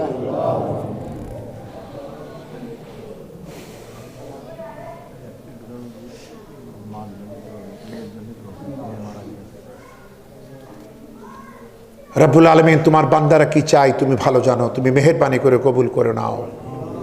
আলামিন ভাই আমাকে বললেন একজনের মেয়ে মারা গেছে, আল্লাহ তুমি তাকে মাফ করে দাও। তাদের পরিবারে তুমি সাবরুন জামিল তুমি দান করে দাও। আপনাদের পবিত্র মোনাজাতের মধ্যে আমি একটু দোয়া চাই।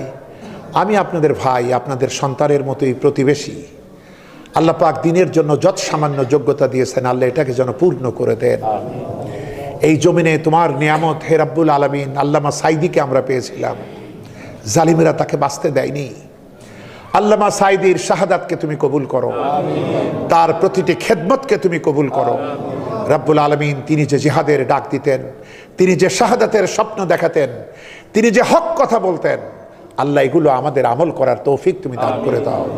জুডিশিয়াল কিলিংয়ের মাধ্যমে যাদেরকেই শেষ করা হলো আল্লাহ তাদের শাহাদাতকে তুমি মেহেরবানি করে কবুল ও মঞ্জুর করো।